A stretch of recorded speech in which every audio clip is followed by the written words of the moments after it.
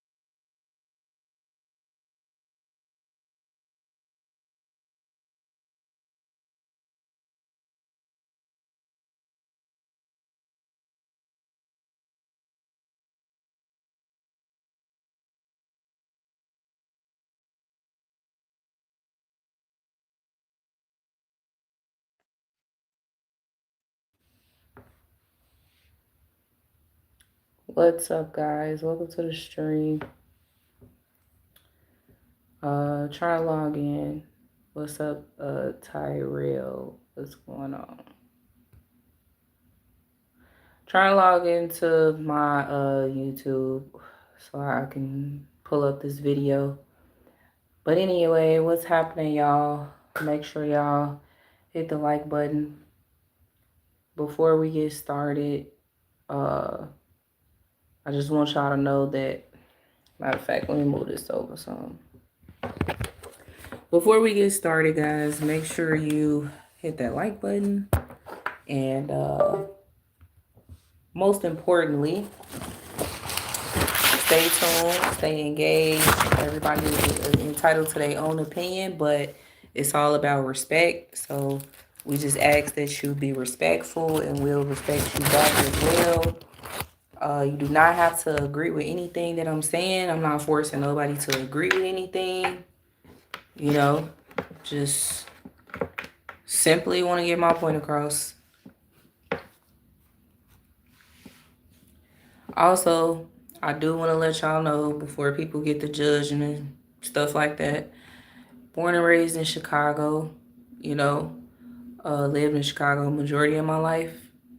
And I have had a lot of horrible experiences and run-ins with the Black community, my own community of people. So just to let you know, I am not a coon, but you can call me whatever the hell you want to call me. Just don't disrespect me. That's all I ask. I have Black children. I have a Black husband. I have a black mother. I have a black father. So yeah, that part. Whole entire family is black. But over the years, I have been noticing how evil and wicked black people have became. And I just feel like it is time to speak on it. I don't care what nobody got to say negative about anything that I'm saying. You know, you can literally try and sit there and say, no, no, that's not true. Black people are actually good people. Now, I'm gonna be 100 with you, like, not all black people are becoming evil, but the majority are, unfortunately. All negative comments will be removed. Yeah. Terrell said it is definitely a cultural thing and regional thing, somewhat of upbringing, but there are so many black cultures. I know what you mean. Um, yeah, yeah, it is. It's a cultural thing. If you ask me, you know, America is becoming so ghetto. America, this country is the new ghetto. Seriously. Look across the United States. What do you see? Damn near every state wants to do drill rap. Who started drill rap? The black culture. Where did it come from? Chicago. Make it make sense. America is becoming very ghetto. You know, a lot of different cultures. You know, they want to do drill rap. I'm seeing white people doing it. I'm seeing Hispanics doing it. Yeah, yep, becoming real ghetto. I'm starting to see the way that these females dress, man, it is ridiculous.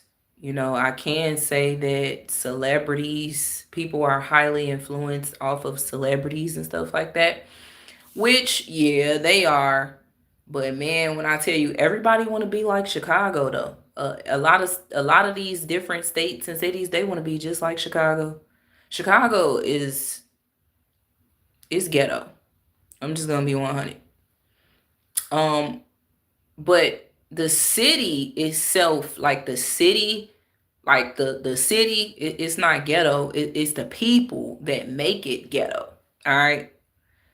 Um, and it's sad. We have a ghetto ass mayor, a ghetto ass governor here in Illinois, and you know, people, they probably like, how can you say that they're ghetto? How can you say, and they're professionals? Yeah, we got a lot of professional ghetto ass people. You know, you're ghetto when you want to continue with the crime and try to say that there is no crime. Have you lost your mind? Chicago is, when I tell you, like, the crime rate here is so high, it don't make no sense. I don't want to hear it. I don't want to hear the lies, especially when I live in this damn ratchet city. Make sure you're getting the uncontrollable trolls out. You said the problem is most humans are influenced by trends and only a small few are not, no matter the culture. Right, exactly. And that is why some balance is important in society to nourish the lost souls later on in life. Facts. What's up, Jane? Yeah. You said most black folks are pure evil with great. Look, so this what we gonna do. We're gonna react to the Charleston White video. Okay. I know a lot of people probably dislike Charleston White. A lot of y'all, I really don't agree with everything that he says. You know, I don't agree with everything that he says. I don't. But when he be talking about the black culture, he be snapping. Okay? Charleston White snaps. And everything that he says, majority of the things that he's saying is very true. I mean, it is no different from anything that I'm about to say about the black culture. What can I say? Black folks are selfish. You know, what can I say? Rude as hell. What can I say? You know, we will watch each other struggle. We will prey on one another's downfall. We will walk past each other and compete immediately. It's like, look at her, look at what she wearing, look at what she got, look at him. He ain't got no money, he ain't got no money. He broke as hell, she broke as hell. Look, you can't even ask each other for nothing. Can't even ask your neighbors for no help. Okay. I dare anybody to try to tell me I don't know what I'm talking about when I've been literally born and raised in Chicago and still live in Chicago, and I have to witness the evil black culture. You know, I started to think real hard, okay? And everybody want to keep talking about slavery and 400 years and all of this, that, and the third, right? I sat and I talked to my husband. I said, man, at the end of the day, like, why was we one of the most targeted races? What happened for real? Because honestly, we only know what we're being told. But what really happened? Do anybody got the answers?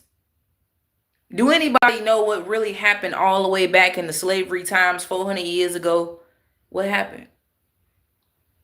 Because it's the real deal is really starting to unfold. And I get it. I understand. Yes, I totally understand that the system is against us as a black people. You know, I can't say that for sure, but what the hell did we really do 400 years ago? What happened? Because when you look at us as a black culture now, look at how evil, look at how evil the black culture has became. Chicago, Illinois, drill rap came from Chicago, Illinois. The negativity came from Chicago, Illinois. And we done turned the United States of America up like 10 notches. Everybody's ghetto. Damn near everybody. And I ain't even talking about just the black culture at this point when I'm speaking in terms of everybody becoming ghetto. Is all different types of cultures. They just want to do drill rap. Everybody want to dress nasty. Everybody just want to sexualize everything. It's just everything is sexual. Sexual. You can't even talk to a person because they're sexual. Real talk. And it's disgusting. It's like, it's to the point where me and my husband, we can't talk to nobody. First thing they do is look at sexualizing. You can't even talk to a man. Look, we said, okay, a few days ago, we was walking past this older black man, right? Man looked like he in his 60s, 70s. He was outside exercising, right? So he kept staring at us. He was staring us down, staring at us. My husband was like, how you doing, man? So dude was like, what's up, man? How y'all doing? So my husband was like, wish we can get a little help. So the older black man just started staring at him. And he gave him like this smirk, like, help me, help you. You better get to it, little Negro. You know what I'm saying? Then he immediately started looking at me and just, undressing me with his eyes. And I didn't have on anything revealing. I don't wear revealing clothes like how I used to back then. Back then, yeah, I used to dress like that, because I was single, of course.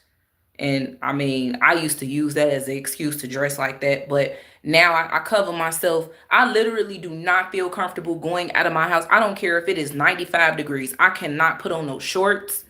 I can't do it. It just feels so uncomfortable being in my own community of black folks where they sexualize you. They undress you with their eyes. This man, my husband, trying to have a talk with a black man, man-to-man conversation. This dude too busy looking at me, trying to undress me with his eyes. Talking about, Well, I said, let's go. Let's go. And this is not the first time I have to deal with that. I honestly, I stay in the house as much as I can. I do not like going around anybody at this point. Everybody just like to sexualize. They like to look at you nasty, disgusting. You ask them for help. They help. Look, they ask them for help. Why don't you go get a job or something? Go get a job. Get a job. You know what I'm saying? Like you can't even really have a real dialogue with your people, with your own culture nowadays, because they are ready to compete. They're ready to be in competition with you. They ready to look down on you. They ready to tell you, oh, if I got it, then I know you can get it.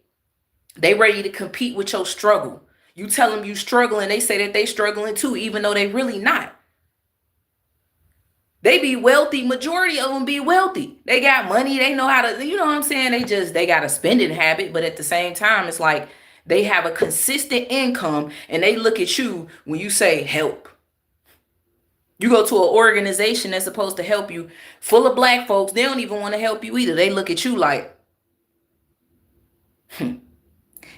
now, did you call 311?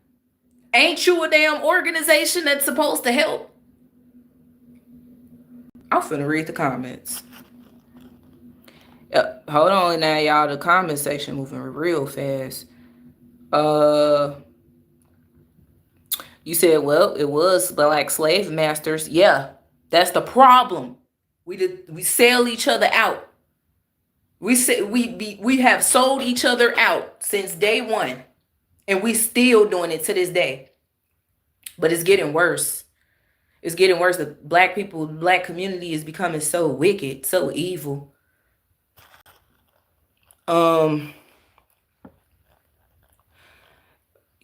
Chicago wasn't always that way. You said Chicago. Nah, it wasn't. Chicago wasn't always this way. You know, trust me, man. Born and raised from this damn city, man. I can honestly say, like, Chicago used to be full of fun, joy. Everybody the black community was always engaging with each other.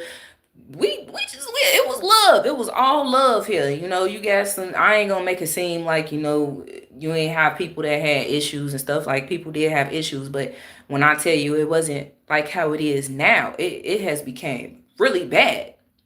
You know, the drill rap music, soon as that started back in 2011, ever since then, man, it has been straight war amongst one another. How are we going to war with each other, bro? How? Then y'all turn around and you blame the white man. It's the white man, yeah, the white man. HBCU, college campuses, the white man.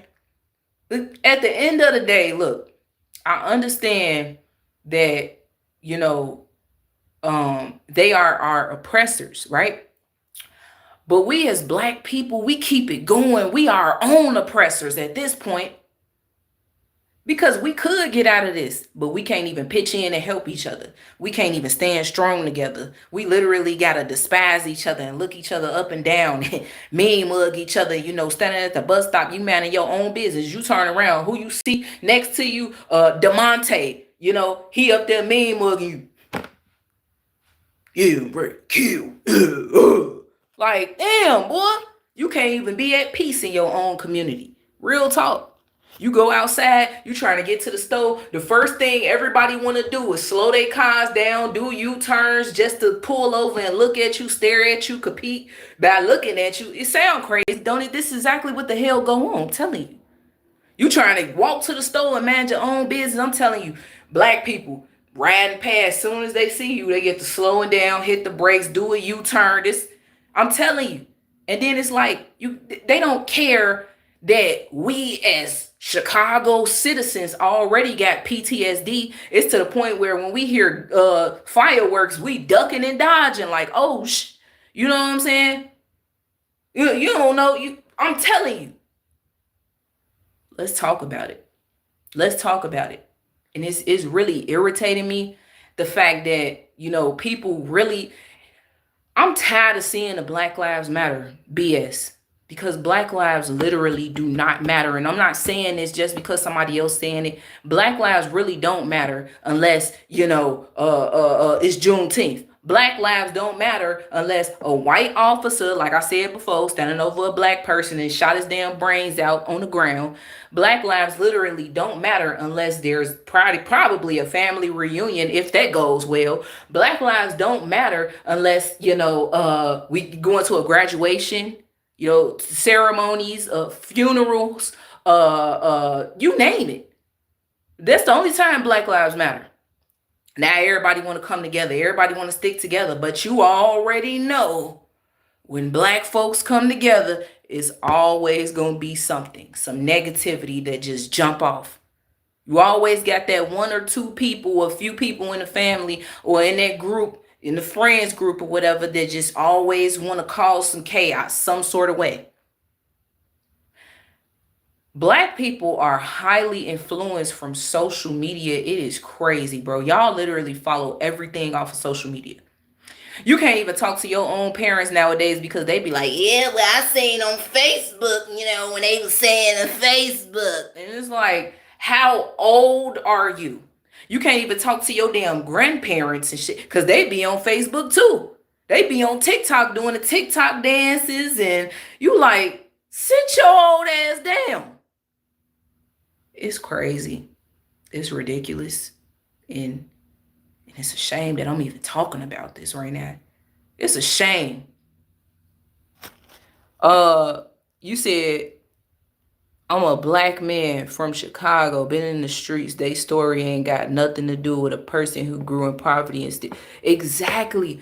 Let me tell y'all something. Please, for the life of me, stop listening to these people, and black people at that have not had to live in the trenches. They wasn't from the streets. You know what I'm saying? They feel like, oh yeah, black issues and black this and black. Bruh, when you ain't, let me tell you something. When you from the hood, from the trenches, especially Chicago, because everybody is highly influenced off of Chicago, okay? But when it ain't even just that. From any state, if you from a hood or the trenches in any one of the states that you live in, and you was born and raised, right? Then you know exactly what the hell I'm talking about, especially when it come down to black folks. Real talk. Especially if you have to experience what I'm experiencing and you hear exactly what I'm saying. Let's see. Let me see. Nathaniel says most of the stuff resides true. Most black people can't get together. They're so lost. They need to find self again. When is that gonna happen? When is that gonna happen? The clock is ticking. And don't get me wrong, you ain't never too old to learn something new. But that's the problem in the black community. They go according to their age. You can't tell them nothing because you a 30 plus year old and they're freaking 65. You can't tell them nothing. They don't want to hear that. They don't want to hear your mouth because they believe that they already lived their lives accordingly. Even though they still lost up here, still messed up in the minds, still doing all the wrong stuff, but you can't tell them nothing because they're 65, okay? And you still a child. When they look at you, you still a child even though you 32. You still a child to them. That's the problem. They be in denial with your age. They don't feel like you a grown woman or a grown man when you in your 30s. Still. Even when you in your 20s, they still disrespect you and feel like you a youngin'. You don't know what you're talking about. You're youngin'. I'm 65, been around and around. Right, but what did you learn at the age of 65? Because you still out here, still ain't got no common sense. You like that. And you okay with it. And y'all, these 65-year-olds, and they be out here, they be drug dealing too. They be listening to drill music too. And they be influencing the youngins to do stupid stuff. But when you turn around and you try to talk to them, they try to make it seem like they got more wisdom than you, and you don't know what the hell you talking about. And these older black women too. With the older black women, bro, I'm tired of going in stores seeing 40 plus year old women dressing like they teenagers. And I'm talking really then they get to looking me up and down like, what? You got a problem? Ma'am, I see the gray hairs. You look like you in your 40s or your 50s. You think I won't smoke with you? I'm not about to fight you. I look up, you standing next to me in the produce section, looking me up and down, talking about, Go get you some money. Like, girl, how old are you? Period, Pooh. How old are you? 45, and so I'm still like that. I'm still like that though. That's the problem. You still like that. 45, still ain't get it together. I'm not finna argue and fight with you. You not know how many older women have really tried to really go there with me for nothing though. And I still got to deal with it to this day. These women is 60, 70 years old, really trying to go at it with me. For what though?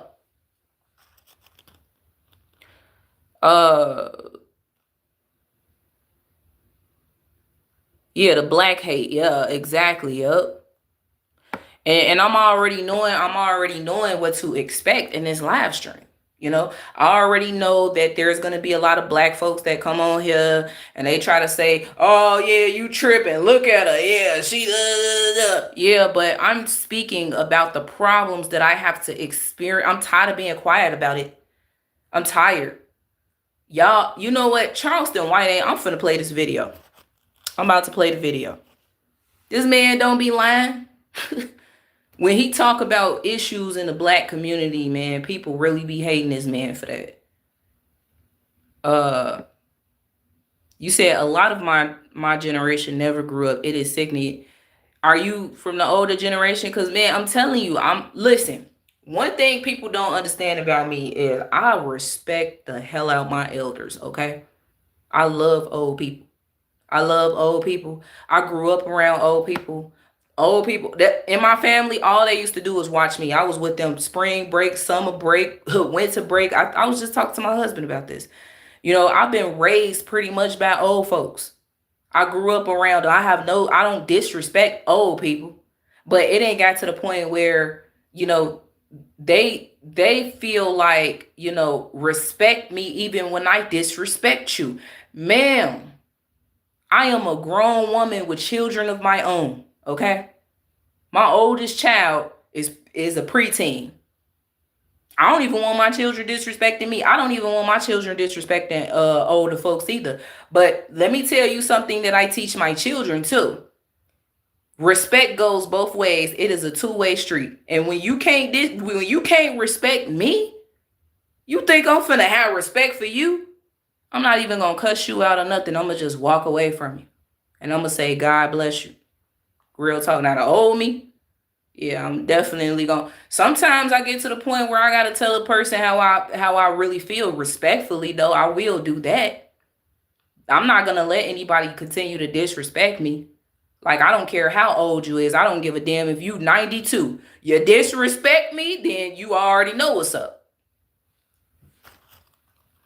Uh, skills, facts. You said, why do people get upset, especially black people, when you study yourself and do your own thing? That is the problem. I'm telling you. I'm gonna be honest with you. While a lot of my own community of black people dislike me and my husband, I talked about this before, is the fact that we stay to ourselves, bro. We stay to ourselves. We don't engage. We don't talk to people because we don't trust nobody, man. I mean, look at the year 2025. I mean, who can you trust?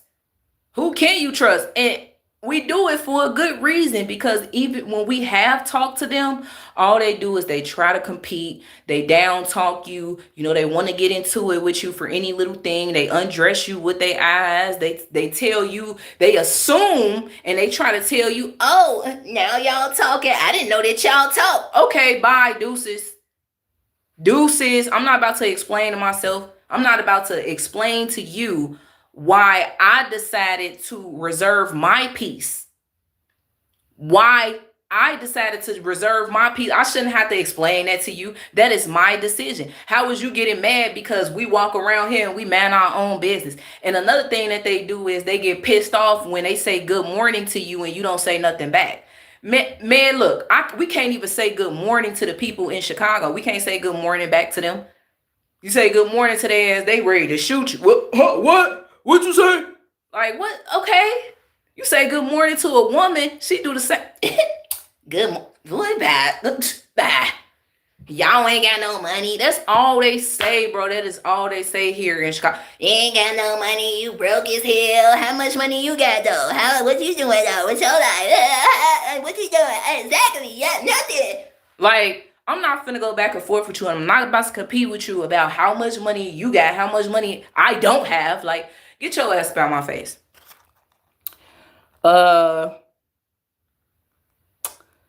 Let's see. You said I'm seeing dudes my age in skinny jeans and dad. Exactly. That's what I'm saying. That's what I'm saying. It's like, in skinny, you know what? I saw an older black man, dude. This dude got on the bus dressed like a real young nigga. YN. And when I tell you, he had the strap across him. Y'all know the little straps where they wearing the little, the gun bags and stuff. He had that across him. He had the dreadlocks, and his dreadlocks was gray. Not lying to you. Then he had on skinny jeans. Then he was talking to one of his homies on the phone, and he like, yeah, phone them gray. I'm like, how old is this man? He got wrinkles all in his face, gray beard, gray drape. I mean, what is wrong with these people, man? Grow up and accept the fact that you're 60 plus. Accept the fact that you're 4. I can't look. When my gray hair start popping out, look, I ain't about to hide it. I'm not about to dye my hair. It is what it is. Gray hair, it is what it is. I'm getting older. And they don't look at that like I'm getting older, They don't look at it like that. They just look at it like, I don't want to be old. I'm telling you, the women in my family, they say this. I'm not trying to be old. I'm trying to dye my hair and look beautiful too. What's wrong with me looking beautiful? You can still look beautiful with gray hair. Hello? It got to the point where the young females out here with gray wigs on. What the hell? Then they try to make it seem like it's silver.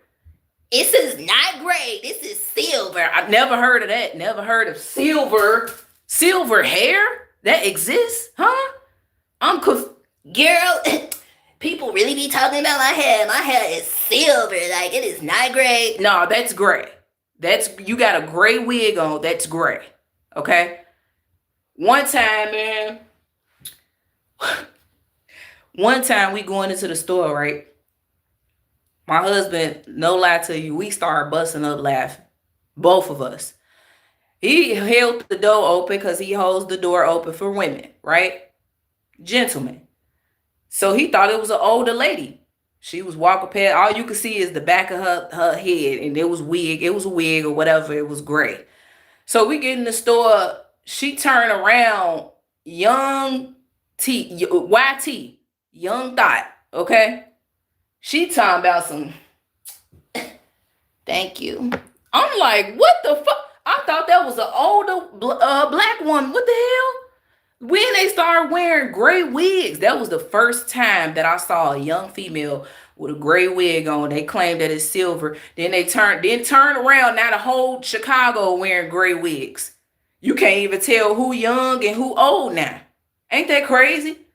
Well, evidently it's vice versa. It's like the young females looking old, then you got the older women looking young. Like, it's crazy. It is disgusting. Let me see. Man, look. You ain't got no money. Anyway, let's go ahead and play this Charleston White, y'all. Make sure y'all hit the like button too. But look, this is a very deep topic. I know a lot of people is not gonna like this, because probably the majority that's in here is black that's watching me. But listen, y'all gotta understand something, man. We gotta get it together as black people. It's a shame that I have to come on here talking about this. You think I want to talk about this? You think I want to? No, I just feel like I need to address it. Female Charleston White, if you ask me.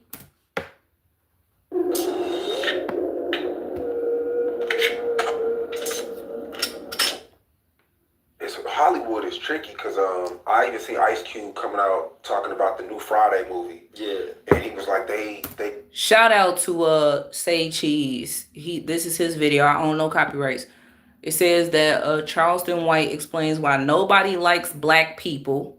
We are arrogant, disrespectful, and you know, I'm gonna be honest with you before I press play, right? When I was young, I used to always get pissed off when people would talk about us as black people and they would say that we're disrespectful and we loud. And I'm like, okay, y'all be loud too. So, nah, I mean, really, now that I'm older, I really see exactly what people be talking about. We are arrogant as hell. Arrogant. You know, that's the problem. It's like, get you some money, bro. Go get you some money, bro. Instead of you sitting out here begging people for money, go get you some money. And it's like, bro, we all came from, like, look at where we at. We in Chicago, in the trenches. You talking about get you some money just because you got some.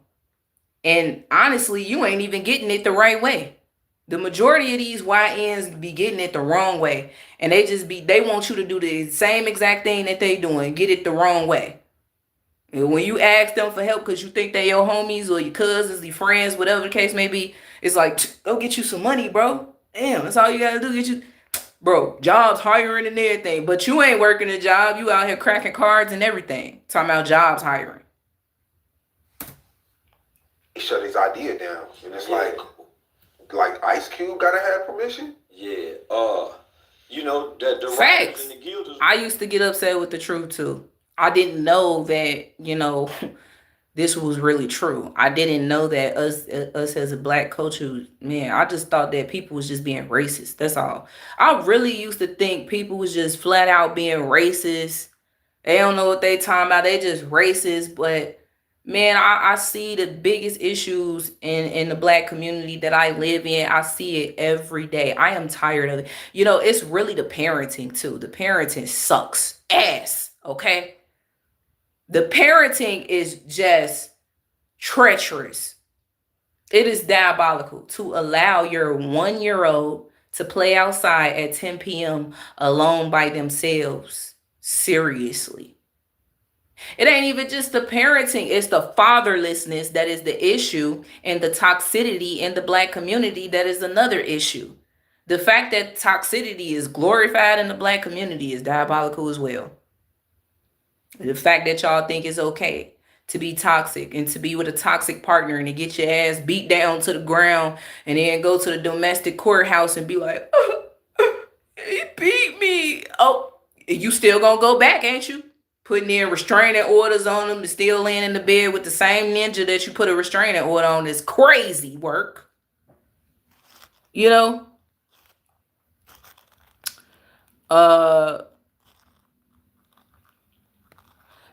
Jake says there are racist people. Yes, white and black, but we are the only race that seem to hate each other. Facts. I don't know why they blocked your comment either. But yeah, we are literally one of the races that hates each other so much. Like, when I see Mexicans with each other, bro, they stick together. I remember back when I was younger, we as black people, we used to clown the hell out the Mexicans and stuff like that for being packed up in a car and stuff like that. But at least they stick together. At least they work together. At least they live in the same damn building together. At least their family is put together and they don't got to worry about hating each other and getting down on each other. They really stick together. We see white people in a white community and they walk past each other. They greet each other. They kind to one another. Like, what's wrong with us? What's wrong with what's wrong with us? Went on strike for a reason. So and Ice Cube been bucking. Ice Cube been bucking with the Black Revolutionary talk. So of course they gonna put a wall up. Nigga, I ain't bucking no more.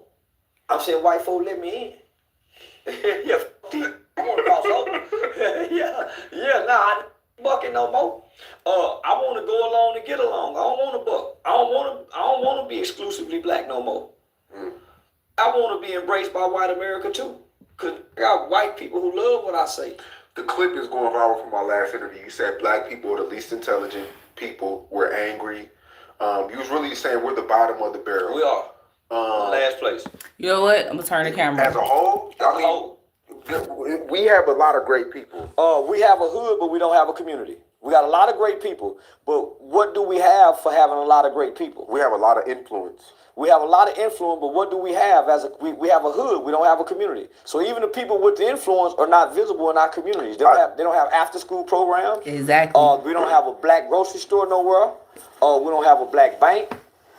We don't, outside of Atlanta, a few places in Houston. What do we have as a community? First of all, I just want to say this, man. Living in Chicago, bro, I ain't gonna lie to you. Like, we do have a grocery store in our community, but at the same time, it is not a black-owned grocery store. You know, the grocery store that we have in our community is one of the grocery stores that a lot of black people would really probably hate to shop at because it is extremely expensive. But when you go into other communities and stuff in the suburban areas, they got all the cheap grocery stores out there. Make that make sense. You put in a low income community where there's black folks that's already struggling, you put one of the most expensive grocery stores in their community to where they can't even really purchase. They can't walk out the store with 4 bags. We walking out with 3 bags and stuff. They can't even really purchase nothing in there. And then the produce section sucks. I'm telling you, like, the greens, the lettuce, it be spoiled. Everything is spoiled, but they want us to eat healthy. Yeah, we got a hood, but we don't own nothing in the hood. I think we were never taught anything in school. We didn't know nothing about building credit and shit like that. Well, you're not taught at school. You're supposed to be taught at home. Yeah. Education starts at home. Listen, exactly what he just said. You know, and if you go look at the live stream from yesterday, I was talking about the education system. The education system sucks ass. You know what I'm saying? First and foremost, I would rather teach my children at home.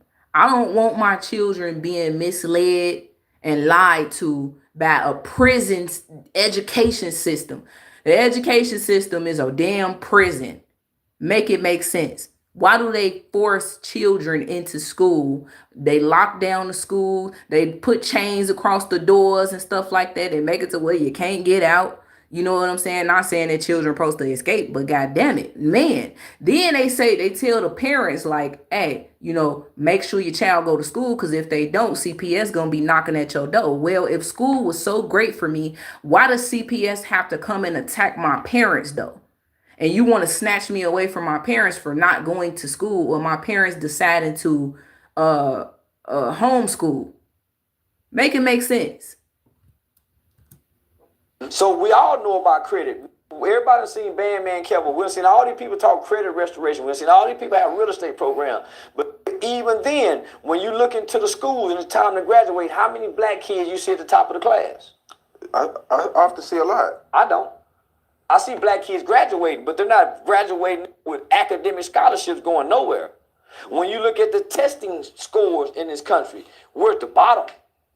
When you go on work, you don't see outstanding work employees. You don't see all of our black... Mr. Stretch, go look at my other live streams. You saying that this is a black hate channel? I don't know if you've had to experience black hate. I live in the city of Chicago, born and raised, still live here, live in a black community full of hateful, evil, demonic, selfish beings that are lovers of money and lovers of themselves. And they have no freaking respect, bruh. Real talk. Black people coming together doing nothing. Yeah, we got a lot of great individual people, but as a group and as a whole, I see 50 Cent doing his thing in streets. As one man. No. I see Cat Williams just did some amazing shit. I'm gonna be honest with you, it ain't even just the city of Chicago. When I go outside of the Chicago area and I go to other cities surrounding Chicago, it is the same thing, bro. It's the same thing.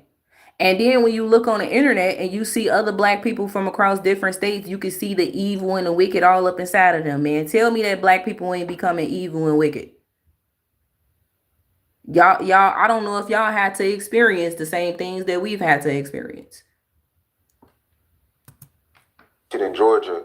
Tyler Perry. But just imagine if they came together like white people. See, it's easy to beat us like this. Look at all these fingers spread apart. You know how easy it is to take this one finger and break it? Because it ain't like this? That's right. Nigga, look how easy it is to take this finger and take, nigga, but like this, you can't touch now one of them fingers. They like this, we like this. We have individual accomplishments. I see what you're but saying. As a group and as a whole. Like Elon Musk and Trump. There you go. You know what I'm saying? I get it. And but where's our time. black bank? It's black banks out there. I can't tell you where. That's what I'm saying. But it's black banks we out can tell there. you where Bank of America is. We can tell you the name of Chase, Wells Fargo. Where's the black hospital? Nigga, we left the HBCU to go to Colorado. See what I'm saying? So they look at group economics while we look at individual accomplishments. That's real. Damn. A black airlines would be dope. Nigga, come on, all these black people that got food chains. Yep. Where's a black restaurant?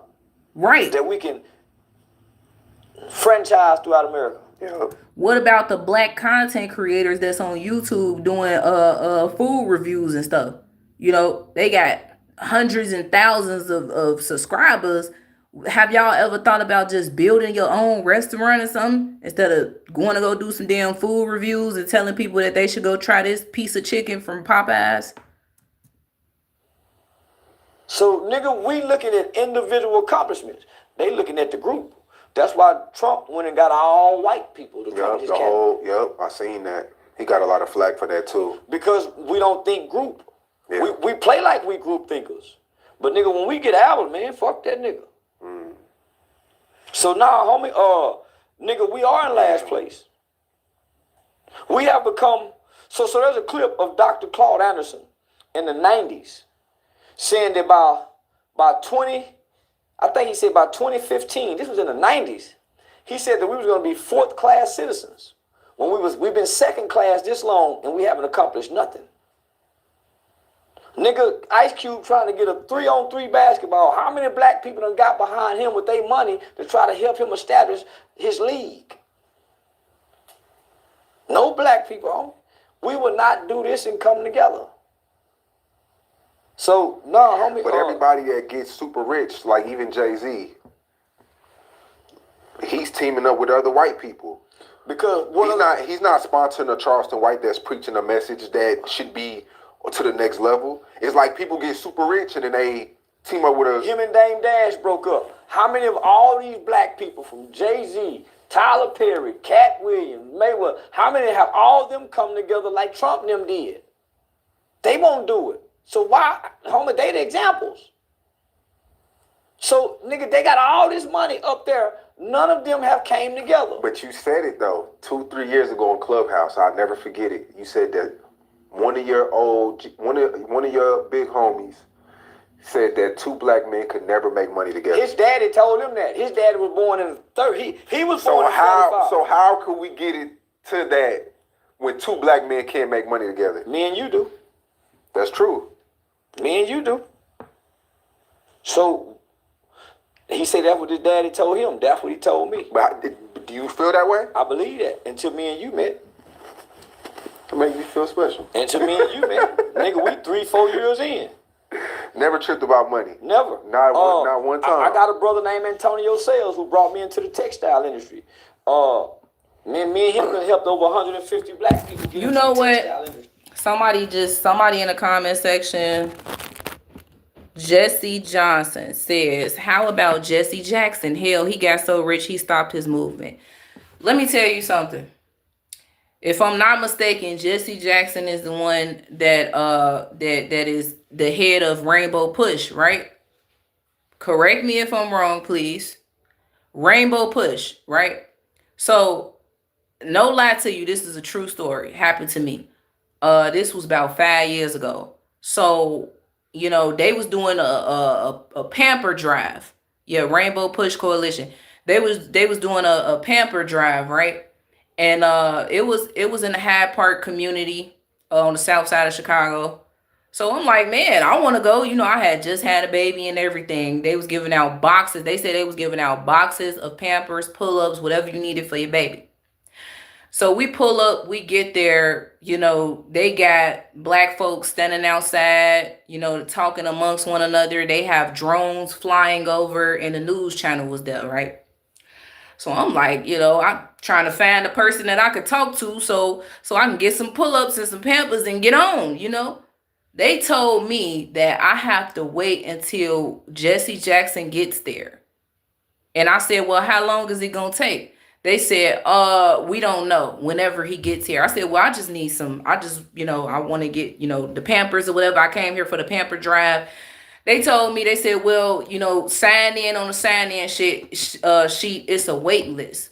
So I had to go into the building, sign the clipboard, right? It was a wait list to get some Pampers, and y'all sitting up here advertising the fact that y'all are willing to help everybody get Pampers, however many boxes they need. It's a Pamper drive and stuff like that. Anywho, Jesse Jackson gets there. He's literally lying to the people on camera in front of everybody. He do his little speech. Then they pass out the Pampers. Now, this is black folks, right? Black people, right? So when they are passing out the Pampers, they tried to give me, Loves, a box of Loves Pampers, and I said I can't. My daughter, she'll break out with those. I'm gonna need Huggies. Oh, you're being ungrateful, blah blah blah. You need to accept this. I said no. It's not about me being ungrateful. Like my daughter, she breaks out from Loves. I'm trying to explain that to y'all. I need Huggies, because I tried Loves on her and she breaks out really bad, no matter if I put Vaseline, A&D, whatever you put down there, whatever. Like she was still break. And I'm like, I'm not finna argue with y'all. I just told y'all I can't accept the Loves. Oh, well, you're being ungrateful. Jesse Jackson is giving away Pampers. So they gave me the littlest pack of Huggies. I came there, stood outside for 4 hours just to get a little small pack of Huggies. And then when I spoke up about it and I spoke out about it to somebody, then they decided to give me a box of diapers, But look at what I had to go through to get that. They were trying to argue with me. They told me I was being ungrateful, man, look. And then this dude coming to do his little speech, lying to the people, talking about, get down here. We got thousands and thousands of Pampers for everybody. You can get however many boxes you need. Mind you, they were running so low, they had no more. No more. They had no more left. People was coming and they was getting them. They had no more Pampers left, And it's a shame because when people flew down there and they got there, everything was gone. But they wanted those people to stay put, for the cameras. I'm telling you, these people were so dirty out here. Like, Jesse Jackson is very dirty. Real talk. You lied to the people. You knew it wasn't no more Pampers left. They told you it wasn't no more. They was running down all the way down. Then when all them people got out there, they had the drones and the cameras flying over them, and the news channel was lying, talking about thousands of people came out today in the city of Chicago to get diapers from lies. Lies. Jake says, I once donated 2 coats to a coat drive and they were brand new. One woman working there said, oh, you bought 2 new coats? She said, well, the workers are just going to steal those for their... Yes, they are. I'm telling you, man, these non-for-profit organizations that they got out here too in Chicago be stealing. And, majority of these non-for-profit organizations are ran by black people. But people swear up and down, oh, all we need is more funding, after school programs, organizations. Why? So we can steal from each other? Because I am telling you, me and my husband have definitely tried to go to a few organizations, non-for-profit, to get some help, get some things and stuff. And these people, when I tell you, they'll look you up and down and they want to try to read you just to decide if they want to give you something or not. But we got turned around multiple times. We don't get help in our own communities. So stop funding these non-for-profit organizations because they're not helping, okay? They're stealing. They're stealing from us. Then on top of that, they're liars, They ain't doing nothing but giving it to their own people. Oh, hold on, because I'm missing something. Since y'all really want to know, in the black community, subsidized housing, Section 8 housing and stuff like that, the black folks that's over the stuff, in Chicago, they are giving away housing to their own family. They ain't helping the people in the community that really need help with housing. They're giving it to their peoples. They're giving it to their family members. Yeah. So before y'all sit here and y'all try to say, oh yeah, all we need is more funding. I ain't gonna lie to you. I am so tired of hearing that. It don't even make no sense. It's not gonna solve the issue. It's not. Because we as black people are extremely greedy and selfish. And we're not gonna help. We ain't gonna do nothing but take all the stuff and give it away to our family and friends. And look down on each other and keep it for ourselves at that too. They stealing the money. They're stealing the Pampers. They're stealing the formula. And housing and all of that. They doing all of that. They know how to do it. Then they do it right. And they do it well. It's a shame, man, that people really feel like also after school programs will help, because it won't. Because soon as these kids get out of the after school program, they're going to be right outside toting bangers and stuff like that with their little friends. Because that's what they do in the black community, especially in Chicago. The little kids, they be playing with guns. They don't play hide and go seek no more. They play with guns. They chasing each other like they looking for the ops. Like that's the type of games that they play. Think I'm lying. Come to Chicago and you will see. And just stay in the trenches at nighttime if you really want to know.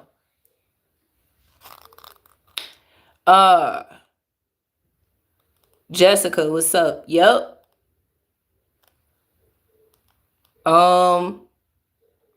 Exactly. You said I work for 2 black owned businesses and them motherfuckers destroyed me in my life, stealing money, missing pay. Yes, come on now. Husband, Mr. Kane, my moderator. He's worked for black owned companies here in Chicago. And I'm telling you, man, they so greedy. They stole his money. They cut his hours down. You know what I'm saying? Then they boosted his hours back up just to steal his money, steal his checks. They overworked him, like a damn slave, and underpaid him. And then when it was time for him to speak up, they tried to make it seem like he was attacking them, And it's just non-for-profit organizations is not going to help. After school programs is not going to help. Stop sending the funding to the black community because it won't help. It's not going to help. I'm telling you, especially when you got the people that's in charge of the stuff, they ain't going to do nothing but steal it. That's all they going to do. How is it going to make the community better? How? Just like y'all going to hate me for this one. Reparations, bro. If we as black people end up getting reparations, how is that going to help us? How? Is it going to help us join hands? Because honestly, y'all seen what happened when they gave us the little, stimulus checks. Man, when I tell you the whole entire Chicago and suburban areas surrounding Chicago, everybody was at the mall. The mall was so packed that, it was people standing outside. It was like they couldn't even get into certain stores. It was packed. And guess who? Everybody was there. Black people. Every time the new Jordans come out, what happens? The line is stretched all the way around the corner.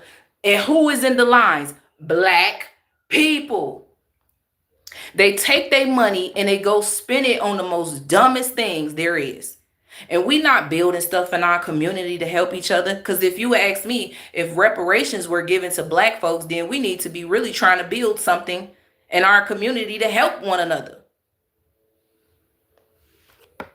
Yeah. I'm just saying, yeah, and that's another thing. If you give reparations to the black folks, bro, I'm not saying everybody's going to do this, but we have a huge issue in this community where, like you said, bro and them about to be robbing each other for the reparations because people are so greedy. They so greedy.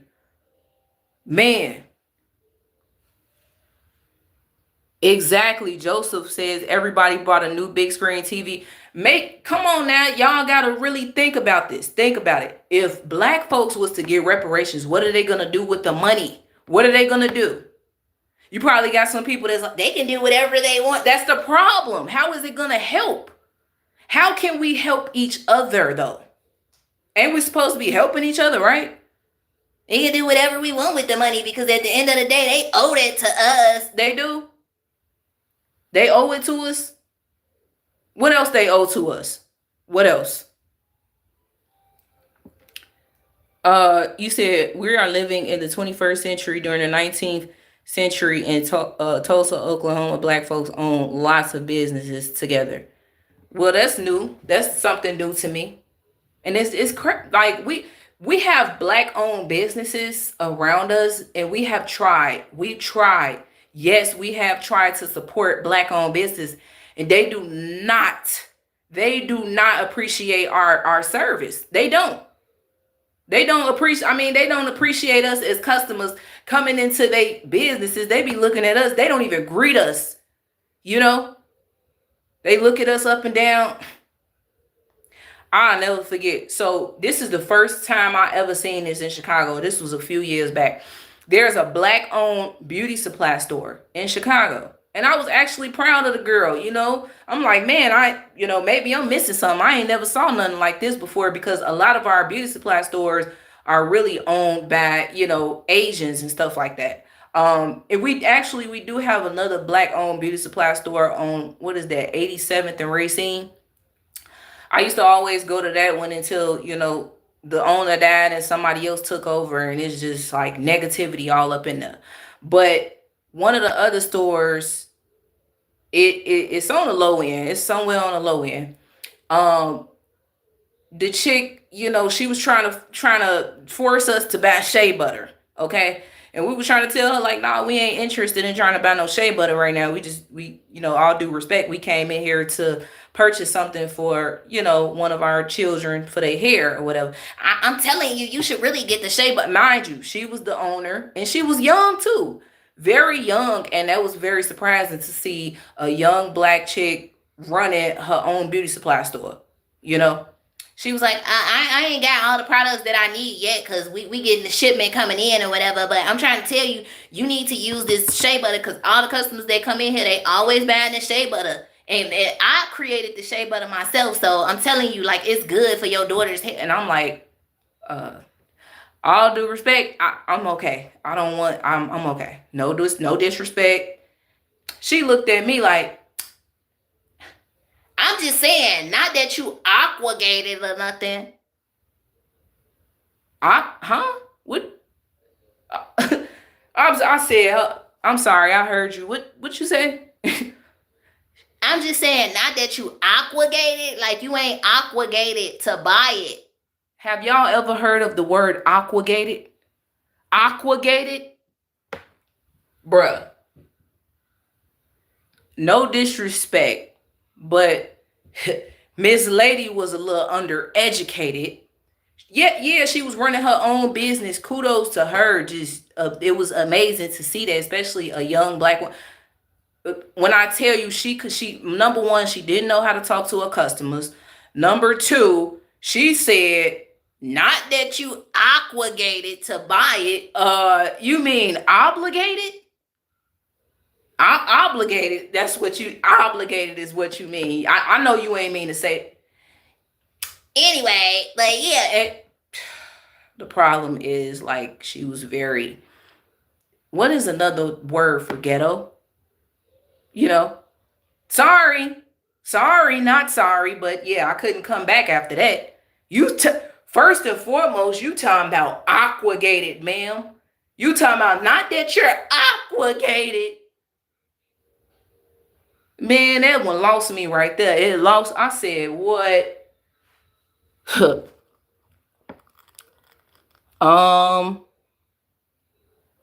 You said she was off the whoop. They talking about aqua. Yeah, definitely. And if you ask me, somebody had to just help her out with that one, with the business or whatever. No disrespect or nothing like that, because like I said, it was really amazing to see that, especially in Chicago. We need more black owned beauty supply stores, because women, they like to go to the beauty supply store. They like to buy the little, jewelry and, makeup, all of that stuff. So it was great to see that, but I didn't like the fact that we were being forced to, like, we felt like we was being forced to try to purchase her shea butter, and she was getting upset, and she had the audacity to get upset just to turn around and say, not that you aquagated. Like, girl, oh my goodness. Give me a second. Did we? Okay. All right, y'all. Hold on. Let's get back to the video. Me and him ain't never fell out about money. We probably see. To make me feel special. And to me and you, nigga, we 3-4 years in. Never tripped about money. Never. Not one time. I got a brother named Antonio Sales who brought me into the textile industry. Me and him done helped over 150 black people get into the textile industry. Me and him ain't never fell out about money. We probably seen each other face to face maybe 5 or 6 times. Me and the guy with the agency, homie. Me and him ain't fell out about no money. We done had some other issues, but we worked it out. But it wasn't about no money. So, nigga, we can start it. But nigga, how many of us done really came together to build something? They are coming together to build something. Nigga, we come together to party. Me and you come together, we get money and then we get back to the community. Yeah. But nigga, just off what me and you trying to build, nigga, we got black people talking against it. Yeah. Come on now. We get money and we go back to the community and we help out the community. Ain't that what we supposed to do, man? Like, don't get me wrong. I'm not saying like you get money and you can't keep some for yourself, but man, if we talk about black issues in our community and how we are sick and tired of not having black owned this and black owned that, then why is it that when we get money, we go and we splurge it on all the wrong things? Like somebody said, television screens and mattresses and stuff like that. You know, let's not forget about every time the new Jordans come out, the line is wrapped around the corner for that. But then when you turn around, you try to ask your black brother or your black sister, like, man, can I get a little hand? I need some help, man. I'm messed up out here. I'm struggling. I ain't got no money for you. Why don't you go get a job? Okay, but you standing in the store you standing in a line, a long ass line full of 100 people about to buy the Jordans that just came out. And everybody finna come out the store with the same exact Jordans on, though. That's the thing. Why is it that we can't do our own thing? Why we always gotta dress alike, look alike, act alike? Come on now. Nigga, me and you probably 2 of the largest content creators in this Southwest region. Nigga, our own people come against us not to do this. They got a problem with me and you building together. We ain't hurt nobody, no nigga. We both feed our families and eating good. Nigga, they coming against us. Yeah. But it's a divide and conquer type of thing. It's like Charleston's big. I don't want him to get no bigger. Fuck with me. You know what I'm saying? Fuck him. Fuck with me. It's you know. Yeah. So homie, we don't have no other choice but to remain at the bottom. Yeah. Why is it? And we're sinking further. And we're sinking further than where we already are. A new study in 2000. A new study just came out saying in 2025. 100% of the labor workers are Hispanic immigrants. I can see that. You see it now, nigga. I ain't never seen a black or white. Everybody who's doing labor construction is Mexican. Yeah, you see it now, nigga. I strategically try to make sure and see, man, they ain't got no niggas on there. I go to Atlanta, I see it, but then right around the corner, I see some white boys, you know, sitting around talking while the niggas in the hole. So, we don't have the work ethic that they do. We come in with too many demands. Nigga, we're gonna have to be forced to become something like a slave. We don't have no job skills.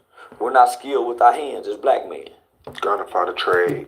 And it's getting worse because a lot of the younger generation, I feel bad for them because all they know is their phones. All they know is social media, man. Like it is getting to the point where they don't know how to build anything. They don't know how to cook. They don't know how to, man, all they know how to do is use their fingers to scroll on social media all day. Look at TV, go outside, do TikTok dances and, you know, hang out with their friends and stuff. I mean, honestly, man, it's getting bad. Seriously. A lot of people don't know how to do a lot of stuff, especially in the black community, if you ask me. We're not skilled with our hands as black men. Nigga barely know how to throw straight punches because everybody with their phones typing. Exact. That's crazy how he said. I ain't never seen this video before either. By the way, it's crazy how he said that. Got no skills. Niggas ain't got a forklift license, a CDL license, a crane license, a pilot license. Nigga ain't got nothing. Told my nephew welding, man. That welding pay good. Pay good. Electrician. Nigga, my son, he would find, that nigga made $20 an hour. I ain't never in my life made $20 an hour. Man, look. And nigga, but nigga, he been working since I took him down to the classy lady and started working with Dan cutting grass. Working the bar late at night at the after hour spot when he was 14, 15 years old. So now, nigga, I had to put him around other men other than just me. So he can pick what kind of man he want to be. Nigga, we are not skilled as black males in this country with our hands. We can't fix no alternator, no air conditioner, no nothing, homie. Our elders before us had some type of skill. We're skillless. Everybody want to rap. Or shoot a gun. Everybody want to rap. Yeah, and nigga, just think, even content. Joe, what you saying is straight facts. I do not disagree. I do not disagree at all. 100% facts. It is not about the money. It's not. But when we speaking in terms of money in the black community, because everybody keeps saying reparations and, everybody's getting money, but they're investing in all the wrong things. But then they turn around and they complain that there's not enough black owned businesses when we can come together and try to help build up our community. Nobody wants to do that, So what you're saying is 100% right. Money ain't the issue. Money ain't gonna fix the problem. See, the thing is, we need Jesus. And a lot of us need it, but people have turned away from God. They have. And a lot of people in a black community lost faith. They lost faith. They left the church and they lost faith. And all they do is go out with their friends every weekend. They party, they turn up, everybody in competition with each other. So yeah, we lost faith in the black community. And that's what we really need. That is going to bring us together. In creation. Yeah. Nigga, content creation is a skill. It is. They're now teaching this shit in schools, on college campuses and levels, homie. This is a skill. But niggas ain't even caught on the content creation, homie. They haven't. Man, that would be tripping me out. Nigga, you got a phone, what? That's why I respect Gangster Williams, homie. Nigga come home and learn content creation. Didn't know what the fuck he was doing being gone after. Yeah. That's why I down Percy. Nigga, cause you letting these niggas, you got your own platform you could have been. I tell any nigga, homie, you come home from prison, nigga, learn how to create content and make that your diary, your story. Tell your story, Yeah. Nigga, you got a platform. So, homie, once, it's been projected that content creators since the pandemic to now done grossed over $250 billion. And within the next 5 to 10 years, it's gonna double or quadruple. I believe it. Nigga, AI won't even be able to replace that. No. So I'm saying, come on, young man, when I go to them schools, nigga, y'all got a phone, learn how to create content. It's crazy you mentioned Percy. I used to go to school with one of his sons. Yeah. He got like 4 sons. He got 4. Are they all named Percy? Oh, I think 2 or 3 of them is. 2 of them is, I think. First name? Yeah. I think 2 of them named Percy. Yeah. So the one older than I want to say this. The one that's in prison. Yeah. Yeah. Like you said, for the love of money is the root of all evil. For the love of money is the root of all evil.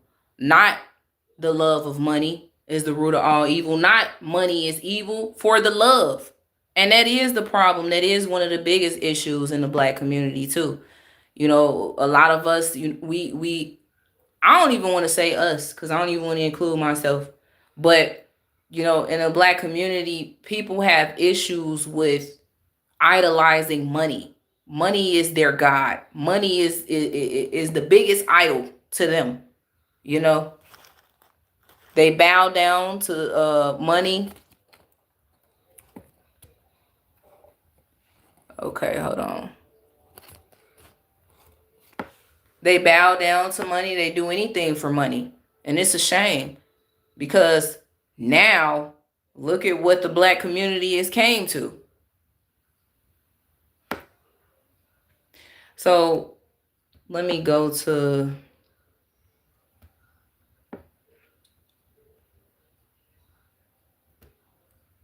Let me go to this email so I can pull up this other video while let's listen to what they saying at the same And he time. damn fool down there. Yeah, he just left Cofield over there with your partner. Exactly. They just did say he was there. Damn, that's crazy. Homie, we definitely got to do that event with the dude who called. Yeah. I definitely want to do that. Yeah. Bill Haney and Vlad TV got something to say about me. Yeah. Man, Vlad, every time Vlad gets somebody on there, homie got something to say about me. We talk about raping children. Now I wish Asian children got raped by their uncles. So yeah, I said some horrible thing. But you idolize killers. Wait, what did Bill Haney say though? Bill Haney said, he said that I'm a fraud. You know him? I don't know Devin Haney, Daddy. I didn't know he a gangster Muslim that talk street and talk gangster, but still assalamu alaikum. So that's why I don't respect the Muslim people. Because I see the Muslim niggas still adhere to the gangster codes and ethics. And they don't, nigga, I don't see Malcolm when I see these new Muslim niggas. So that's why I would never, I don't fuck that Muslim shit. Yeah, he had a clip on Vlad the other day. Said that I'm a fraud. One of the biggest reasons too why a lot of black folks, a lot of young black men turn to the streets is because it's extremely hard for them to get a job. No disrespect to the U.S. president, bro. Donald Trump has 34 felonies. 34 felonies. He is a convicted 34 felonies. And the man is the United States president. You know? And it wasn't because he was elected. It was really because he was selected, to be honest. But when it comes down to the black community, a lot of these men out here, they struggle to get jobs. A lot of the black women struggle to get jobs as well because, you know, majority of the time, we just don't qualify based off of, you know, our ethnicity. So, unfortunately, that is the truth. Then, you know, you got a lot of these jobs they're very prejudiced. Real talk. They very prejudiced. They very greedy. It's all about the Benjamins, baby. That's all I'm gonna say. They be like, oh yeah, we ain't got enough, you know, to hire anybody else at this point. But then they hire in their family and their friends and stuff. And when they see your behind, they ain't finna hire you. Mr. Kane, I'm gonna need you to email me that again because I can't find it. You know. There was also okay, there's another one, right? I want to show y'all.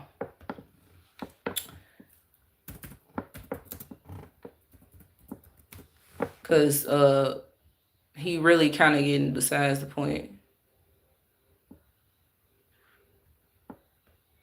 You said, I have to disagree a smart amount. Most black youths have a philosophy as to why should I go work 8 hours. Sorry, wrong.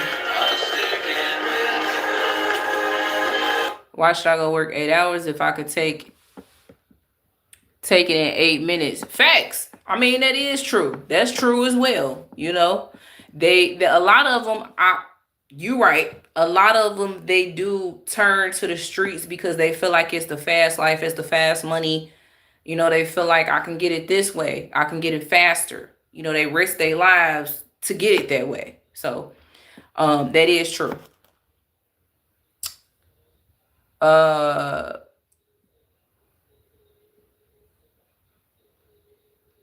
Hold on. Okay, first and foremost, let me tell y'all something. There is a video. Not sure if you guys saw this yet, but I had heard about this the other day and I had watched it last night and it was just diabolical. Charlie Kirk copycats get chased out of the HBCU Tennessee State for DEI because DEI should be illegal. I guess that is quote unquote what the Charlie Kirk copycats stated. So we're gonna watch this video. It's 8 minutes long. They got chased out. Charlie Kirk copycats got chased out of HBCU Tennessee State. By a bunch of black college students, actually. This is on the YouTube platform Hype Plus. So shout out to them. I own no copyrights. So let's go ahead and take a look at what happened. Reporting live from Irish Club in Atlanta, 5 Plus News, I'm John Harvey.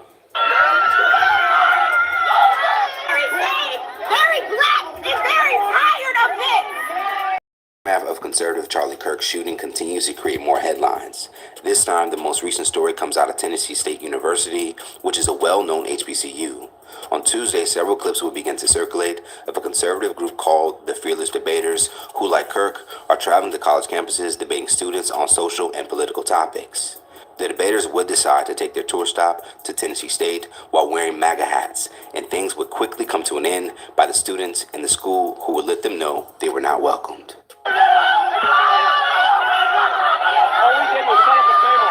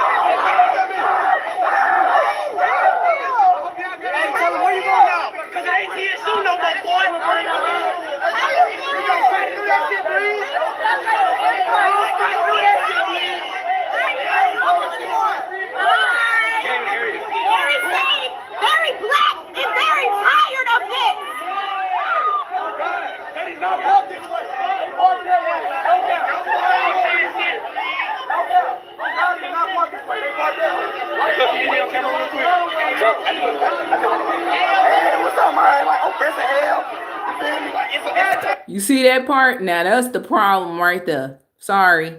Kind of spoiled it a little bit because I do want to give my take on this, and y'all let me know in the comments what y'all think about this as well as this plan.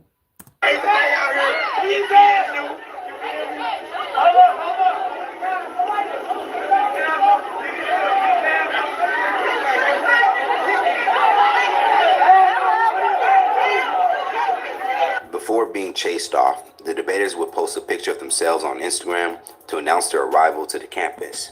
They would go on the caption, "We're here at Tennessee State University in Nashville, the first HBCU that we're visiting on the Fearless Tour. Let's talk." Did Larry just address Wow. Tina, his boss's So- boss, as Tuna?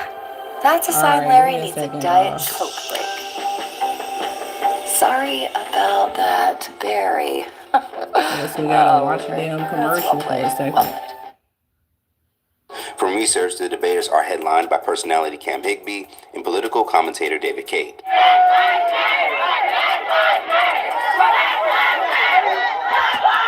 Oh, now Black Lives Matter. Oh my God, this is exactly what I be talking about. You know, Brianna says, why can't they just line up and debate the guys instead of bullying them? Exactly.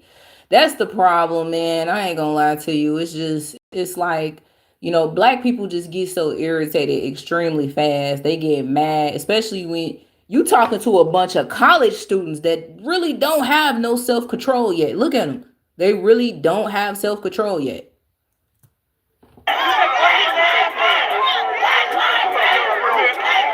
Both men They ain't ready. They talking about Black Lives Matter, man. If only y'all knew what we knew. appear to have a history of creating content that is meant to create viral debates while triggering some with their strong opinions.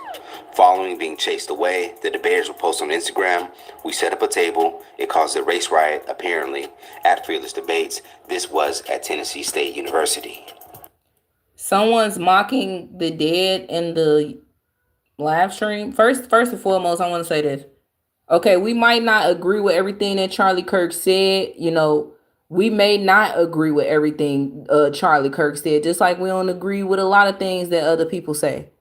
But I mean, is that a reason to be happy that a person is gone off the face of this earth? We're not supposed to be happy when our enemies fall, just to let y'all know. And we not on this channel, we do not mock death. We don't do that. They would even follow up with another shared post asking people to defund the school over the students' response. Following the incident, Tennessee State University would share a statement about the now uninvited visitors. Today, a group of individuals unaffiliated with Tennessee State University appeared on campus without prior notice. In accordance with university policy, any demonstration or protest activity requires advance approval and permitting. Campus police and staff responded promptly, and the individuals were escorted from university grounds without incident. At all times, TSU students conducted themselves in a professional and respectful manner. The safety and well...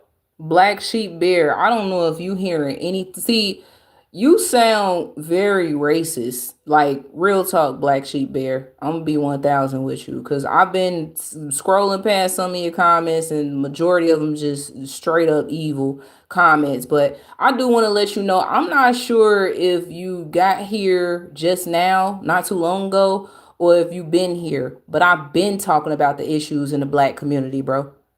You know? I ain't gonna lie to you. A lot of them do be wanting to take their kids to the zoo, but the zoo is outside the minute that we step outside our door. So not sure if you heard me right. Not sure if you heard me right. Well-being of our students, faculty, and staff remain our highest priority. TSU will continue to uphold university policies and ensure that campus remains a safe, welcoming, and orderly environment. Oh, okay. My bad then. You know, it looked like you had said we are apes, like we look like apes. So my bad, read it wrong. But yeah, you know, I literally am talking about the black issues in our community, because I've been talking about stuff like this. This is nothing new to me.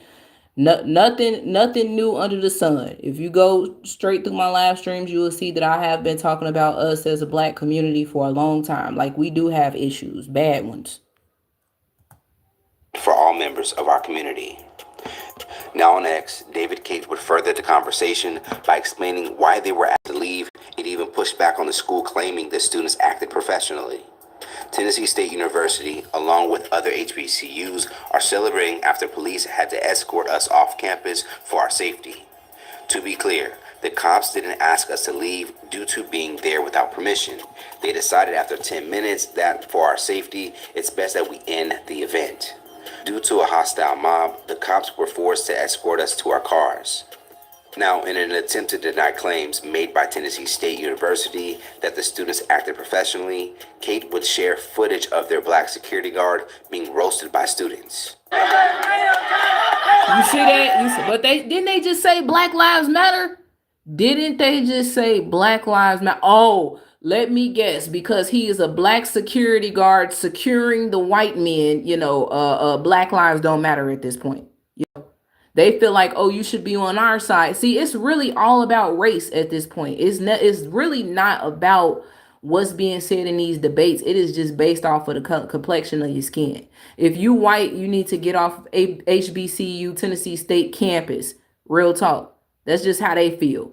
You know, look at them roasting the black man that's a security guard, roasting them, but they just said Black Lives Matter.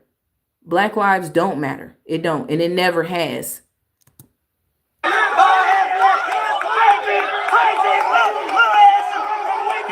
Look at how we tear each other. You look at this.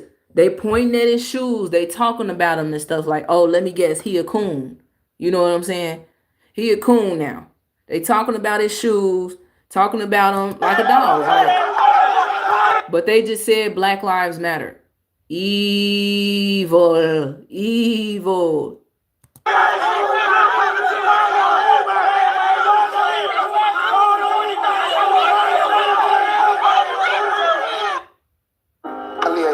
Man, what? That's a shame, bro. I mean, you were only... That is a shame. 2 hours late? For 1 and 45 minutes. With the video, he would write, This was our security guard today. This is how Tennessee State University at TSU students treated him. Followed up by inquiring with TSU if this is the professional and respectful manner they were. 100, Brianna. Straight facts, Brianna. And Black Sheep Bear, I do apologize. I ain't mean to call you out your name and stuff like that. So I do want to say I'm sorry. You said literacy is an issue for the entire country. They have lowered and lowered standards. A 75 was a C when I was in school. Now you can pass school with a 51. What? What? You can pass with a 51? Jeez. Wow. Claiming their students engaged in. Now on X, several people who agreed with the students' response would take to their social pages. I don't know why these people thought Tennessee State was a university to try. They ran them folks smooth up off campus. There was no reason for people that do not go to Tennessee State University to be on that campus without permission. That puts the students at a huge risk. Security dropped the ball. Another would write, why do these clowns think black students have to listen and debate them? LOL, what kind of weird because, according to my research, Tennessee State is public property. So they have a right to exercise free speech on, their property. If it was a private college campus, then they wouldn't have any business there. They would actually have to make sure that they prepare for that. So, that's why. The thing is, according to the what they call them Charlie Kirk copycats, they stated that security told them it was best for them to leave 10 minutes after they started the debate because the black hate started. That's why. His bitch ass thought he was going to be the next Charlie Kirk and went somewhere he knew he wasn't wanted to antagonize black students for views. You see how they call him out their name and stuff like that? See, I just seen the comment. It moved past really fast. Let me go back to it.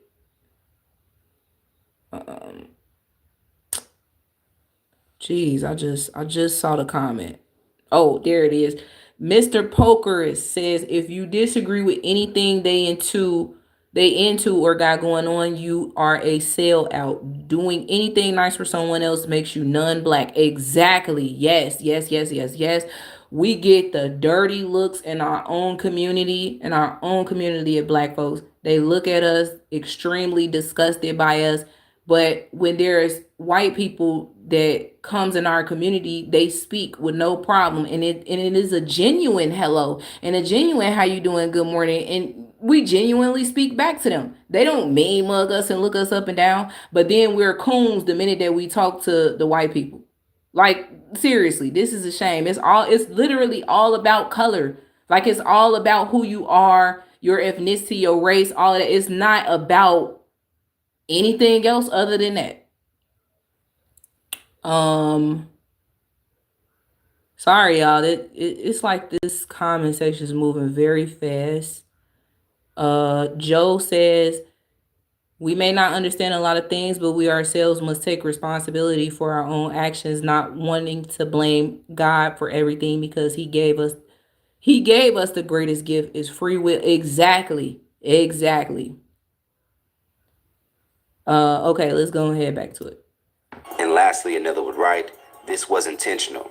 And then they want to play victim and call the students names. HBCUs, get ready. They have an agenda for this foolishness. Be aware. No, actually, HBCU has an agenda. Actually, HBCU has the agenda. That's who got the agenda. And I'm gonna be 1,000. Like, if it could have been a debate. But see, a lot of black people, like you said, you want to act like an ape. You want to act like an ape, then you an ape. Y'all act like apes. Y'all act like wild animals. I told one time my kids said, Mom, can we go to the zoo? I said, no problem. I opened up the door. They said, well, why we can't put our clothes on? I said, the zoo is outside. That's the zoo. We don't have to go to Lincoln Park Zoo. This is the zoo. You see you see how they acting out here like wild animals? That's the zoo. Perfect, right? Perfect view. I was really trolling them, you know what I'm saying? But we ended up getting our clothes on and going to the zoo anyway. But at the same time, like I like seriously, this is how we act. This is how we act. Like wild animals. They were literally talking down on this black man because he was a black security guard for white men. Let's be honest. And they started clowning him, talking about his shoes, but they just got done holding up signs talking about Black Lives Matter. But this chick talking about this was intentional. And then they want to play victim and call the students names. HBCU, get ready. They have an agenda. No, social media has an agenda, and HBCU does as well. Outside of those in support of the students, many fellow conservatives would share their anger over the men being removed from the campus, stating that the students' response proves to be a part of the problem. Now, over on the tour's X page, they will go on to respond to the students chasing them off campus by saying, just 15 minutes into our tabling, the crowd went completely nuts, started stealing signs and attacking our speakers. University police had to show up. Our sign today said, DEI should be illegal. These students proved us right. For many, the decisions to create a hostile environment by intentionally going to a majority black campus by copycat Charlie Kirk debaters was ill-timed, and the men were lucky to have left untouched after pulling off this kind of stunt for views. So let's talk about it more in the comments below. Do you think this group of men look to have a healthy debate, or look to provoke a response from the students for content by showing up in MAGA gear at a HBCU?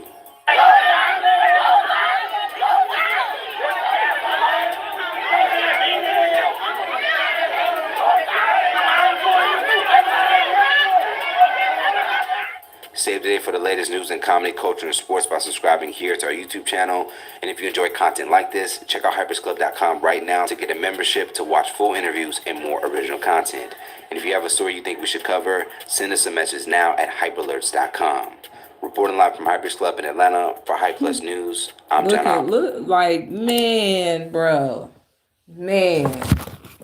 And first of all, I do want to let y'all know that I do not disagree. I don't disagree with you, SB. What you said was 100%. You said, listen, this is all just noise. The political landscape is divided. We are divided by race and religion. We need to stop this and start coming together. Yes, we are divided as a country and as a species. Yes, it is all about division. And sometimes this is exactly why I really dislike doing these type of videos too, because especially when the Charlie Kirk situation happened, man, I really didn't want to talk about that because I know that everything that happens, you know, the world is a show. It is a stage. Everything is just staged. You know what I'm saying? Now, I'm not trying to say that Charlie Kirk planned his own death, but I mean, we already know the people behind the curtains, they did that. So anyway, everything is a stage. The world is a stage. It's a clown show. And unfortunately, they will put anything in the media, anything on social media, the news media, to try to divide us and separate us any type of way. That's why it really be kind of like crazy when I got to talk about stuff like this. But I do want to let y'all know that I do know that. So, you know, yeah, that's a feelings wheel for sure.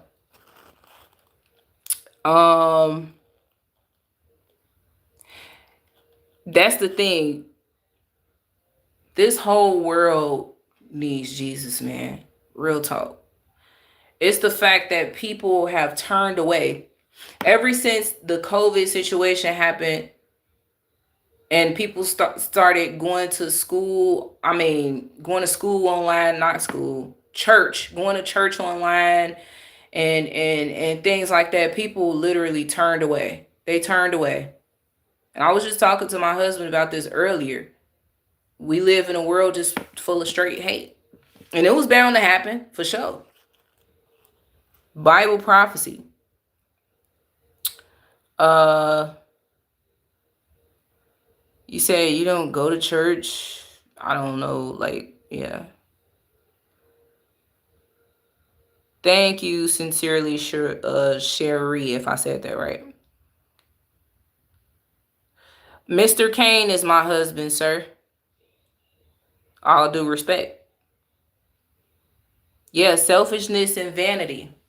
Selfishness and vanity for sure. You know? And boy, when I tell you, man, it is getting out of control. So, You tell me what you think of that. What do y'all think that the HBCU campus was wrong, or do you think the Charlie Kirk copycats were wrong for coming there?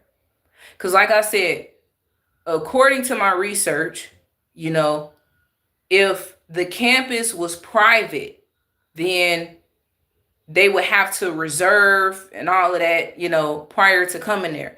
But when it's a open to the public, then they have every right to be there. So why couldn't it have been like a actual debate without them getting pissed off, without them getting mad? You want to know why? Because Black folks get irritated extremely fast, Well, it said Tennessee State is a public university. The outdoors campus area, the outdoor campus area was for the public. Tell me if I'm wrong. Because if I'm wrong, then okay, they shouldn't have been there. So I'm wrong. Let's look it up. This is Tennessee State, right?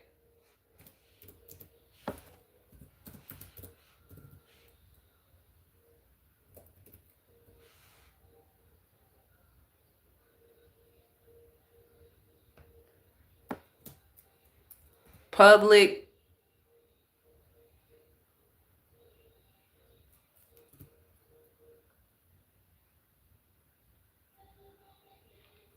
says Tennessee State University is a public, historically Black university. It is the only public HBCU in Tennessee.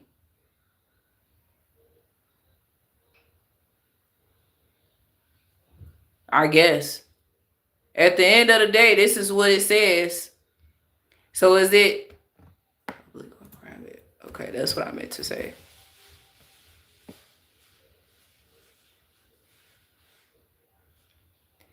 Tennessee State University is a public institution and the only state-funded historically Black college and university in Tennessee. As a public university, it receives significant funding from the state and is not privately owned.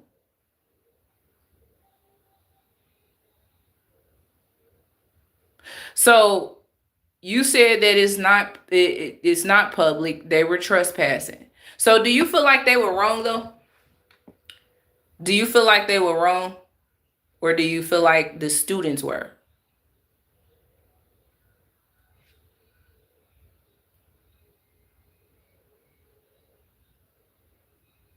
You said the Black woman is finna beat you up just for being wrong. Like, I'm okay with being wrong though. That's what y'all don't understand. I'm perfectly fine. If I'm wrong, I'm wrong. I'm just trying to see, because according to the video that we just watched, they stated that, it wasn't.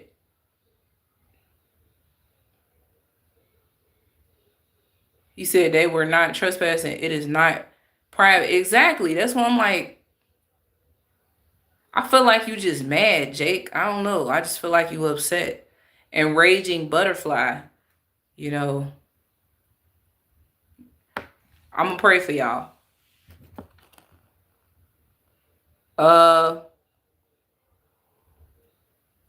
You said Buck says people believe that they are a good person, aka pride. Yep. Thinking sin isn't a big deal. The deception are strong. Yes, facts. Facts.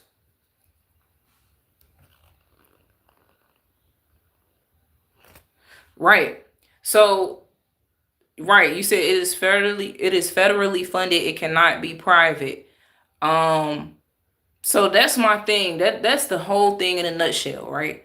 Because I can see if they were trespassing, then okay, there's an issue there, but they weren't trespassing. And the problem was the little rascals, at the HBCU that was clowning and acting like what I see at Lincoln Park Zoo. I'm gonna just be 100. And it was sad to see that. If you ask me, they look, they should be happy that they were able to leave the campus without any harm being done, for sure. Because the way that them people was acting, it was gonna get real critical. I'm just saying. Look, I could have debated with Charlie Kirk, because guess what? I wasn't gonna cuss him out. If I felt like he was wrong about certain things, it would have been all respect. That's the thing. There is no respect in the black community. We can't even, not know how many times me and my husband have had debates with our own family, and they got so outrageous that we was just like, you know what? God bless you.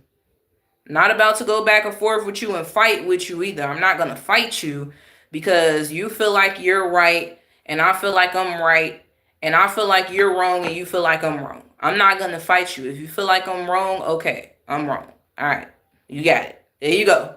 I'm wrong. Wrong. I will admit when I'm wrong. Clearly, I apologize when I'm wrong. I take accountability.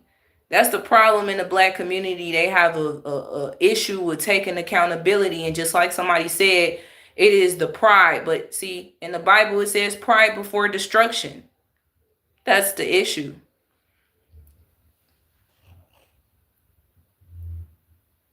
You said I done blocked more black people in this lab than white slave masters. For sure, and then they try to always say it's the white man, but I can almost bet you a white man will be able to sit here with me and have a civil conversation with me and debate with me without arguing and yelling and ready to scratch my face up. Like, these people, man, I'm telling you, they act like they was about to jump on them and attack them. And it's always about, it's never about what you say in the black community. It's always about how you say it, So it's like if you say it the way that if you interpret it wrong to them, then they have a big issue with that.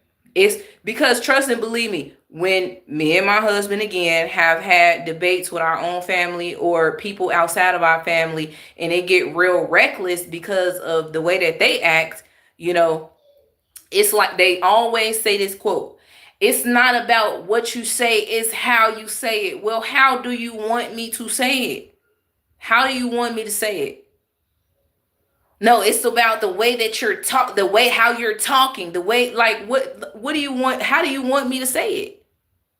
See, look at you now. Look at the way that you're talking. Look at the way that you're talking. No, look at the way that you're talking. And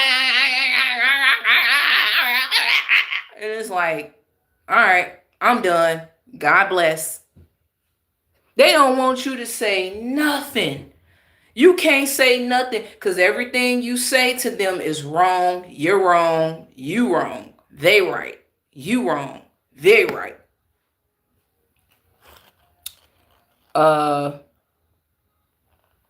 So you said, look at girl, just like me and you started, misunderstood, talked a bit, and now we good. Exactly. I'm just saying. I called you racist because I read it wrong. But I don't think you racist. If you ask me, I don't think a lot of white people are racist. Now, in terms of dealing with a system, full of systemic racism, and when they try to create barriers and obstacles for you, okay, then we got a race issue. Because there's already systemic racism as it is, and you just want to make it harder for me. When you see my accomplishments, you see my success, but you're making it hard. That's another story for another day. Because a lot of y'all don't even know that we sitting up here putting up with a racist system right now. And I don't just call white people racist. Honestly, I call black people racist as well. Black people can be racist, Hispanics get different cultures of people can be racist. Seriously. There's another video that I want to play by Charleston White. It's called, what is it called? Black culture is ruthless. In there ain't called. He said black culture is ruthless, non-compassionate. What is the rest of it? I don't know. But we want love from white people. Facts. How do you know it's because she dropped the location? Nobody knows that. But in order for them to even come based off of that, that would mean that they would be so in tune with what him and his girl is doing that they would have to be following her on Instagram, checking her story on a regular basis, all of this other type of stuff. So right? know his girl did that, but Yeah. somebody was in there working, say, hey man, woo, woo, woo. Right. It seemed like it's less of a possibility that they was going based off of her Yeah. tagging the food than something. It's gotta be something else. Yeah. If I'm looking, And I don't agree with a lot of things that Anton Daniels say. I'm not sure if y'all know who Anton Daniels is. He's a YouTube content creator as well. He's actually doing this interview with Charleston White. But I don't agree with a lot of stuff that Anton Daniels say. But at the same time, though, when he speaks on black issues in the community, just like Charleston White does, I have to agree. I have to. See, let me tell y'all something. Just because you disagree with someone doesn't mean that you should hate them and dislike them. You're not gonna always have the same exact views, but that don't mean that we should hate and dislike each other. But that's what's wrong with the black community, man. We hate. That's why they hate Charlie Kirk. Seriously.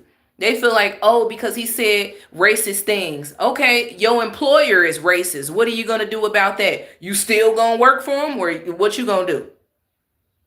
Because, see, one thing that really gets to me with the black community for sure is the fact that they experience racism on a daily, but they don't say nothing to the racist people that's being racist to them. They say nothing to them about that. But when it comes down to people like Charlie Kirk that can have a debate with you without yelling at you and calling you out your name and being violent towards you, you hate him. You hate him. You're glad that he's dead. You wish he had died a long time ago. And that just goes to show you that when people got so much hate in their hearts just for simply disagreeing with you, behind closed doors, they say a lot more than just, I don't like her. I don't like Danny TV. It's a lot of things that people do and say behind closed doors other than, I don't like her because that's a black hate channel. She pushes black hate. I promise you, people have told me that multiple times. Even when I tell them I live in Chicago, born and raised, from the trenches, lived in the hood. My whole entire family is black. I have black children. Come on, man. It's like they still just right over their head. They don't want to hear that, because when you talking about black people in the issues within the black community, then you're talking about them. That's the thing. You talking about them, and they can't take it no more. So they have a problem with you, and they ready to take it up with you. at it as a detective, I'm not believing that. Like, that's one of the last things that I would think would happen, right? They got to see him coming in there. Somebody got to set him up. There's got to be somebody behind the counter. If you really want to get him, you get him coming out, going to the car. Right. Why go in there and execute him in front of all these witnesses? That's a hard robbery. Yeah. Most criminals look for the easy prey. Right. That's a hard robbery to go in there and do that. So it's more to it than the girl just dropping it. Homie, they coming in to get a lick. That's tough, man. That's a hard robbery, homie. That's a hard life to live, man. I don't want to live like that, bro. I don't want to hurt people. Man, I'm gonna do wrong. I'm gonna make a lot of mistakes. Yeah. I'm gonna offend people. Man, I don't want to hurt nobody. Yeah. I don't want to hurt nobody. He cried like a baby. outside their car. His aunt says he can't sleep now. That's crazy, man. He's going through the post-traumatic stress that the soldiers go through. Them people go through training for that. They get high in the jungles dealing with that. They come home and get drunk dealing with that. They Yeah. come home and kill their mothers dealing with that. They come home and beat their children dealing with that. And we want this little nigga to deal with it, huh? They say the big homies say you can't just tap out like that, bro. I'm going through a mental breakdown. I need some help. I realize I'm really a kid. I can't do 20 years in prison. Yeah. That's where he at. Yeah. He where most kids are after they get sentenced. And they realize I got to be in. I just want to say something too. If the same people that's trying to say I'm pushing black hate, right? I've had, again, black friends as well. My oldest 3 children, their father is a black man. Their father did 8.5 years in the penitentiary for doing something that he wasn't supposed to do. Doing something very idiotic. Just gonna say that. So I didn't push black hate then, and I'm not pushing black hate now. But the thing is, it's like I keep seeing the same cycle over and over and over and over and over and over again. I'm constantly seeing how wicked and evil we are becoming as a black culture, how we can't even stick up for each other. We selfish towards each other. We push hate. I done got lost a little bit, y'all, because I'm hearing somebody. That's why. But anyway, William says, I think you are just telling. They always disconnect my live streams. Put a 1 in the chat if you can hear and see me. How did it get to 3 minutes and I've been on here for longer than that? This is crazy. Okay, all right. Thank y'all. Black Sheep says, I don't believe anything they are saying about what happened to Charlie. Too many things don't add up. Oh, I definitely don't believe that. Come on now, I definitely don't believe that. You know? I don't even want to just say exactly what I feel like happened to him, you know, because I don't want to make assumptions, but I do have a big clue as to what really happened. But then again, I don't want to assume. I don't want to just push it out there and straight, you know, create a whole scenery for no apparent reason. Facts, it was on purpose. It was definitely on purpose. I mean, I think that he broke the oath.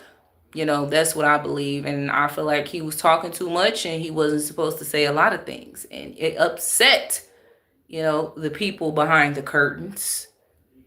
And, yeah, you know what that results in. I mean, you got to be, let's be honest. A lot of whistleblowers lost their lives or they turned up missing for just simply telling the truth and just pushing the truth out there. They are not supposed to do that in their eyes, you know, if you know what I mean.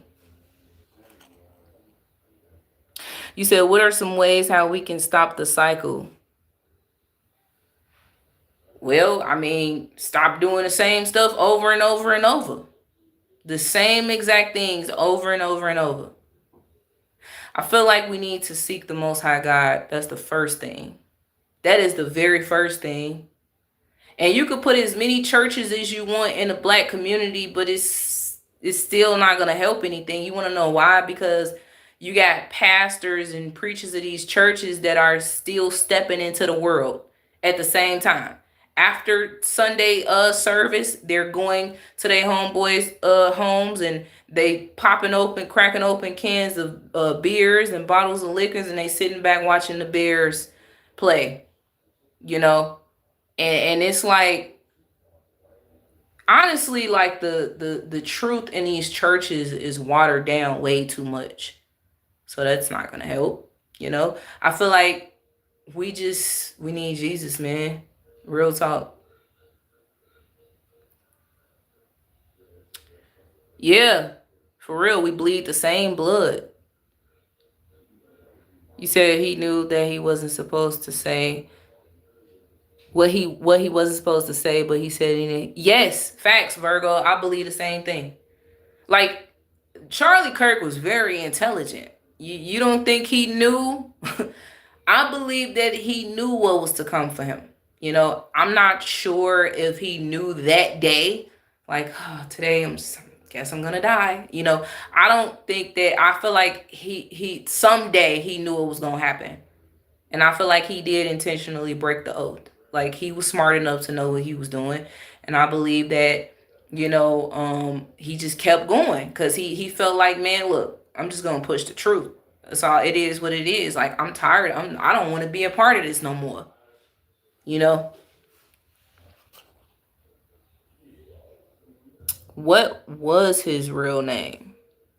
And I have been hearing also that he was a 33-degree Mason. Yeah, I don't want to go all into that, but yeah, I did see a lot on that as well. I can say that I'm not surprised if that was the case either. Ed says the single most oh, what's up, Keisha? Ed says the single most effective thing would be education and reverse the prevalence of single parent families. Young lads go off the rails without. I believe you're trying to say young ladies go off the rails without father figures. Yes, hecky yes. And truthfully, I did not have my father. I did not meet my father, and mind you, I'm his only child. I did not meet my father until I was 6 years old. And when I met him, I was so confused. You know, I didn't know. I'm like, why am I just now meeting my father?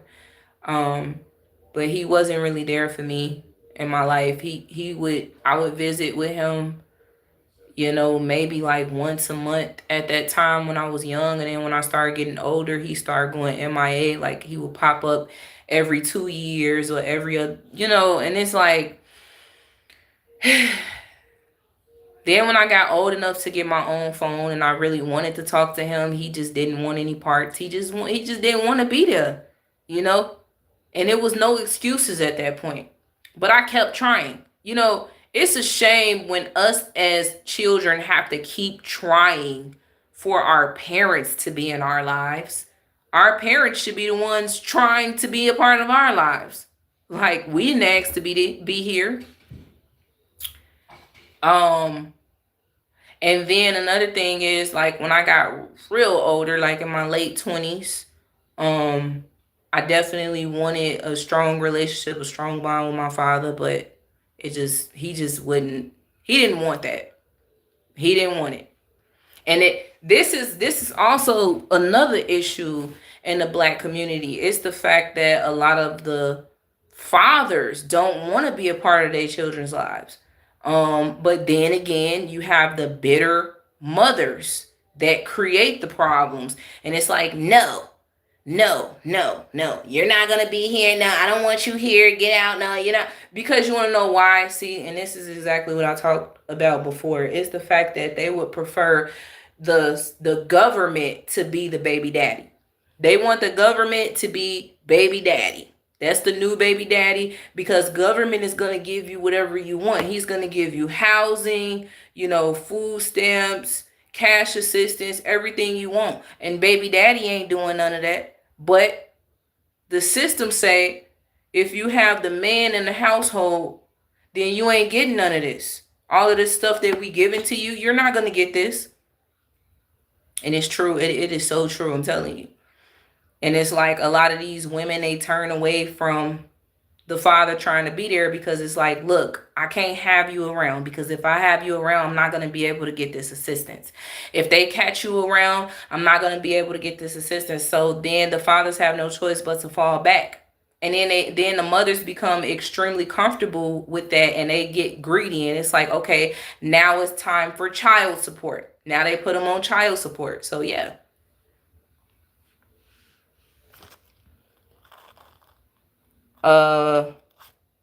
Said it is a complex problem.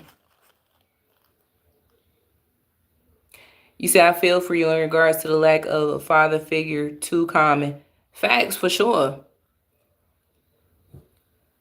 No, Dragon, you're wrong. You said just because your sperm donor did not want you, now all black people are evil. What are you talking about? No, I never said all black people was evil either. You know what I'm saying? I said the majority. See, I probably said it maybe one or two times, and you just now came in or whatever, so you probably didn't hear me. But I said, by the way, not all black people are evil, but the majority are. You said, please play If I Were the Devil on your live stream right now, please. If you never heard it, it will blow your mind. Okay, got you.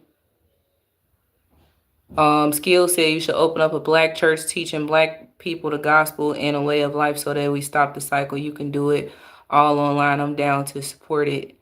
Listen, I would literally try my best to keep these type of conversations going, because I know that, you know, it look, the thing that a lot of black people don't want to admit is, like,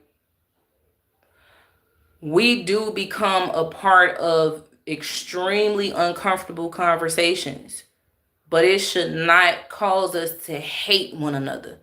It shouldn't. These conversations will get very real deep and uncomfortable.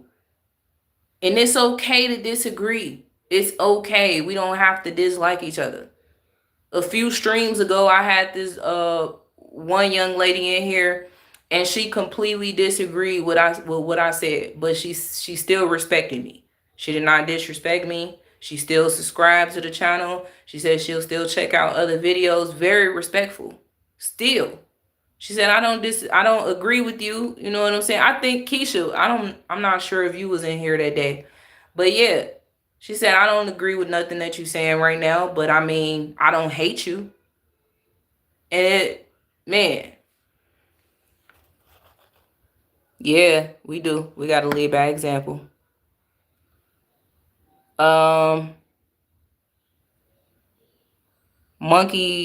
Monkey said the majority of black people are kind and good. What state do you live in? Illinois.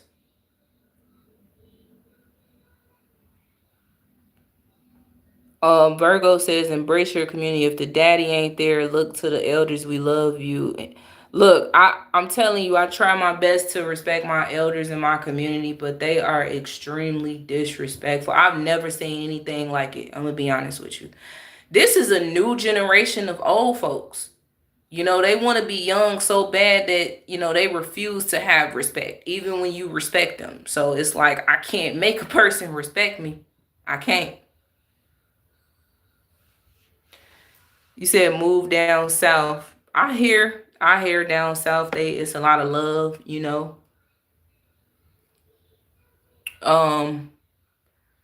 Okay. Let me look at the title again, Black Sheep. Cause I'm gonna tell my husband to send it to me. You said, what was the title? You said, if I were the devil. You know what? Actually, I'm gonna type it in right now. And who is it by?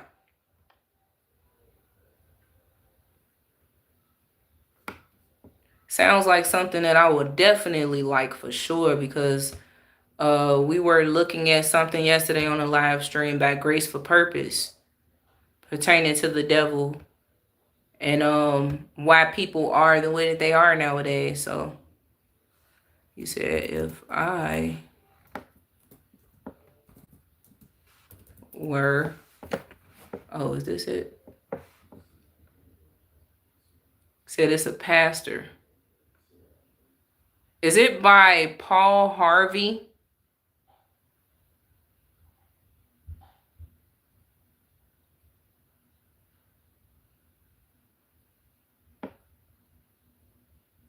Okay, all right.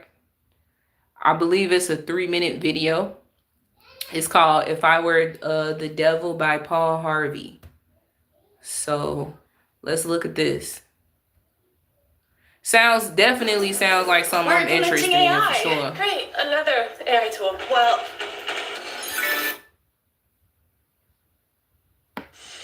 if I were the devil. If I were the devil. If I were the prince of darkness, I'd want to engulf the whole world in darkness. And I'd have 1/3 of its real estate and 4/5 of its population, but I wouldn't be happy until I had seized the ripest apple on the tree. Thee. So I'd set about, however necessary, to take over the United States. I'd subvert the churches first. I'd begin with a campaign of whispers. With the wisdom of a serpent, I would whisper to you as I whispered to Eve. Do as you please. To the young, I would whisper that the Bible is a myth. I would convince them that man created God instead of the other way around. I would confide that what's bad is good and what's good is square. Wow. And the old I would teach to pray after me, Our Father, which art in Washington. And then I'd get organized. I'd educate authors in how to make lower and middle silence so that everybody else.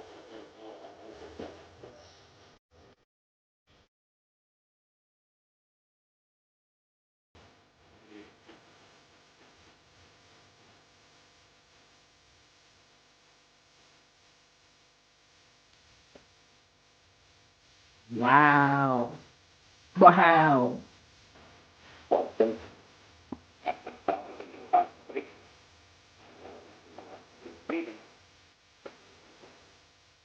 If I were the devil, I would encourage schools to refine young intellects, but neglect to discipline emotions. Just let those run wild. Until before you knew it, you... God bless you as well, Black Sheep. And Monkey says because eventually the people they left behind down south became more prosperous and happy than northern people. Man, I'm telling you, man, the Midwest is just, oh my gosh. I've tried Iowa. Iowa was okay though. It was all right. Wisconsin, it was all right. Didn't really like it that much. Ohio, definitely would never go back to Ohio ever again. Okay. Ohio is horrible. But yeah, all of the surrounding states is just, man. I do want to try down south. I do. have to have drug-sniffing dogs and metal detectors at every schoolhouse door. Within a decade, I'd have prisons overflowing. I'd have judges promoting pornography. Soon I could evict God from the courthouse, then from the schoolhouse, and then from the houses of Congress. Ooh, ain't that what they did? They took prayer out of the schools. Because I remember back when I used to go to Catholic school, which was horrible actually. But I remember when I used to go to Catholic school, we used to pray in the schools. You know, I remember when I was in public school back then, we used to have prayer in the schools and then they took it out. Yep, Keisha, happening now. Churches, I would substitute psychology for religion and deify science. I would lure priests. Psychology for religion. They're putting these children on meds, bro. They're putting the kids on meds and trying to say that something is wrong with them. Prime example, my children, I have 5 out of my 6. I have 1 child in my care. The other 5, they snatched away from me. They threw them in the system. Been trying to get them back for 6.5 years. Done everything we were supposed to. But now it's just all about, you know, the way that they feel about us. It's not about the things that we completed. It's about the way that they feel about us. But meanwhile, they put all of my children on medications and tried to say that something is wrong with them. And the only thing that's wrong with them is the fact that they want to come home. They just want their parents. They want to come home. And they voice that all the time, but they're stuck inside of an evil, wicked, hateful, demonic system. And pastors into misusing boys and girls and church money If I were the devil, I'd make the symbol of Easter an egg and the symbol of Christmas a bottle. If I were the devil, I'd take from those who have and give to those who want it until I had killed the incentive of the ambitious. Wait a minute. I need to rewind what he said about Easter and Christmas. By the way, we do not celebrate holidays. No disrespect to the people that do. If you decide that you celebrate holidays, that's on you. But we stopped celebrating holidays cold turkey 3 years ago, especially when we found out about the evil origins behind it. Never excuse me. We did not ever want to partake in those holidays ever again. And we are not teaching our child about holidays or anything. And church money. If I were the devil, I'd make the symbol of Easter an egg and the symbol of Christmas a bottle. If I were the devil, I'd take from those who have and give to those who want it until I had killed the incentive of the ambitious. And what'll you bet? I couldn't get whole states to promote gambling as the way to get rich. I would caution against extremes in hard work, in patriotism, in moral conduct. I would convince the young that marriage is old-fashioned, that swinging is more fun, that what you see on TV is the way to be. And thus I could undress you in public, and I could lure you into bed with diseases for which there is no cure. In other words, if I were the devil, I'd just keep right on doing what he's doing.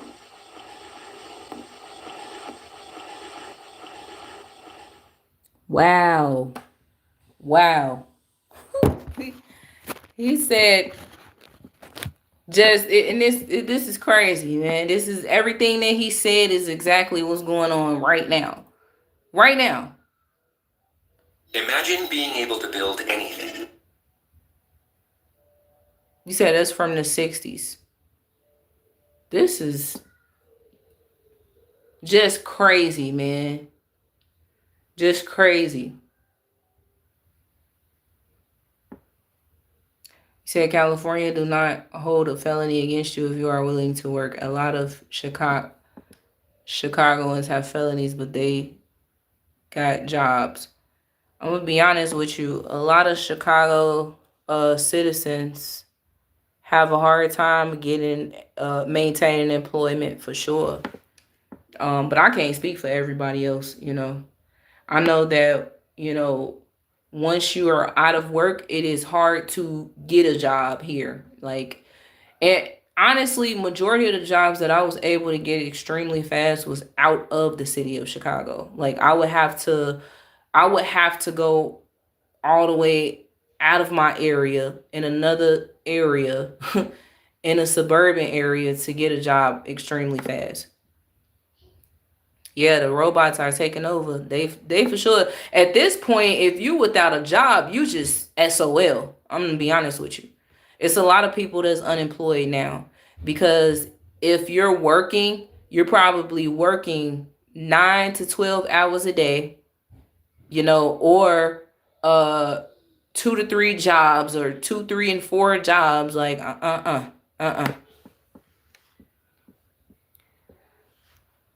oh, my bad, monkey. I read that wrong then. I'm always reading something wrong.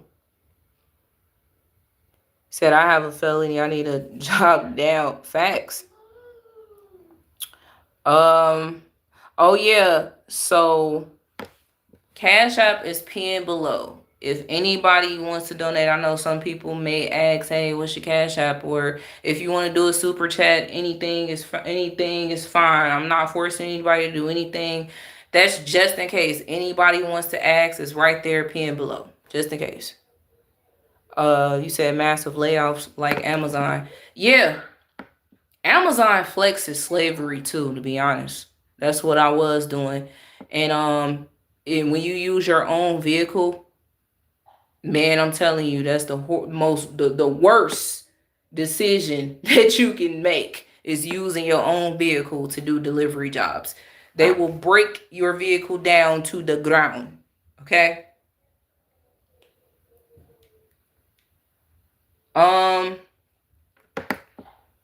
So there is a video that I played before that I would like for everybody to listen to. I'll be honest, my first therapy session did not go well, but it taught me something important. You don't get the best results by picking a therapist. The name of this video is Motivating Wisdom. It is the journey, not the destination. You know? And this is a homeless guy. A homeless black man that is very wise, a lot of wisdom, you know, and he spoke on his situation. And please listen to this man. He spoke nothing but truth. Nothing but truth. And people don't want to hear him. They don't want to listen to him because they feel like, you homeless. You homeless. You shouldn't have anything to say. Listen. Me and my husband was homeless for 2.5 years, and I'm telling you, man, we learned so much through that journey. So much. It helped us learn a lot.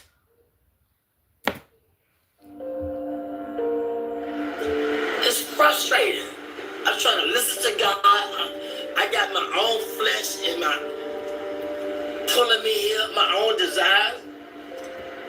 My family, my friends, all these things is distracting me from the truth, and it's difficult to give in, especially when you're young, man.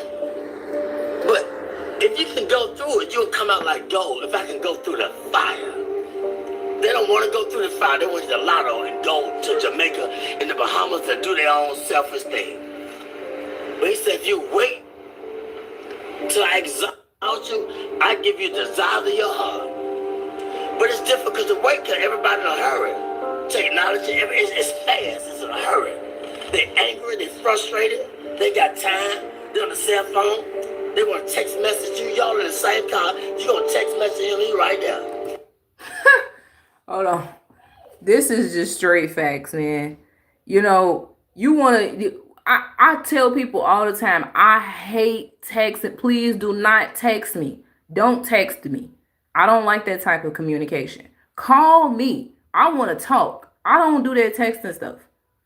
Then people get mad, you know, and they say, oh, well, I texted you. You never responded back because I don't text. That's why. I'm used to just conversating on the phone, but I understand that a lot of people they have horrible communication nowadays.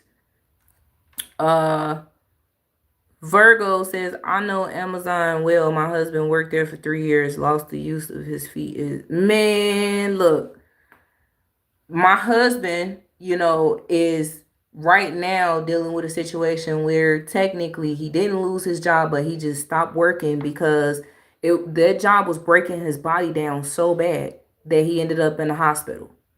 At the doctor's office. And it was pain in his leg that just wouldn't go away for a whole 2 months. And he's still having on again, off again pain. These jobs will break your body down, man. If you don't pay attention and go check on your health. These people that's running these companies, they don't care about your health, man. You got to care about your health.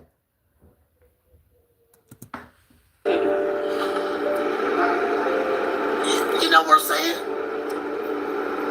Everybody in a hurry. I don't know where they going, but when they get there, they going to be sorry. Yep. The faster you try to get there, that career, that money, and you going to figure it out that, man, it was the journey.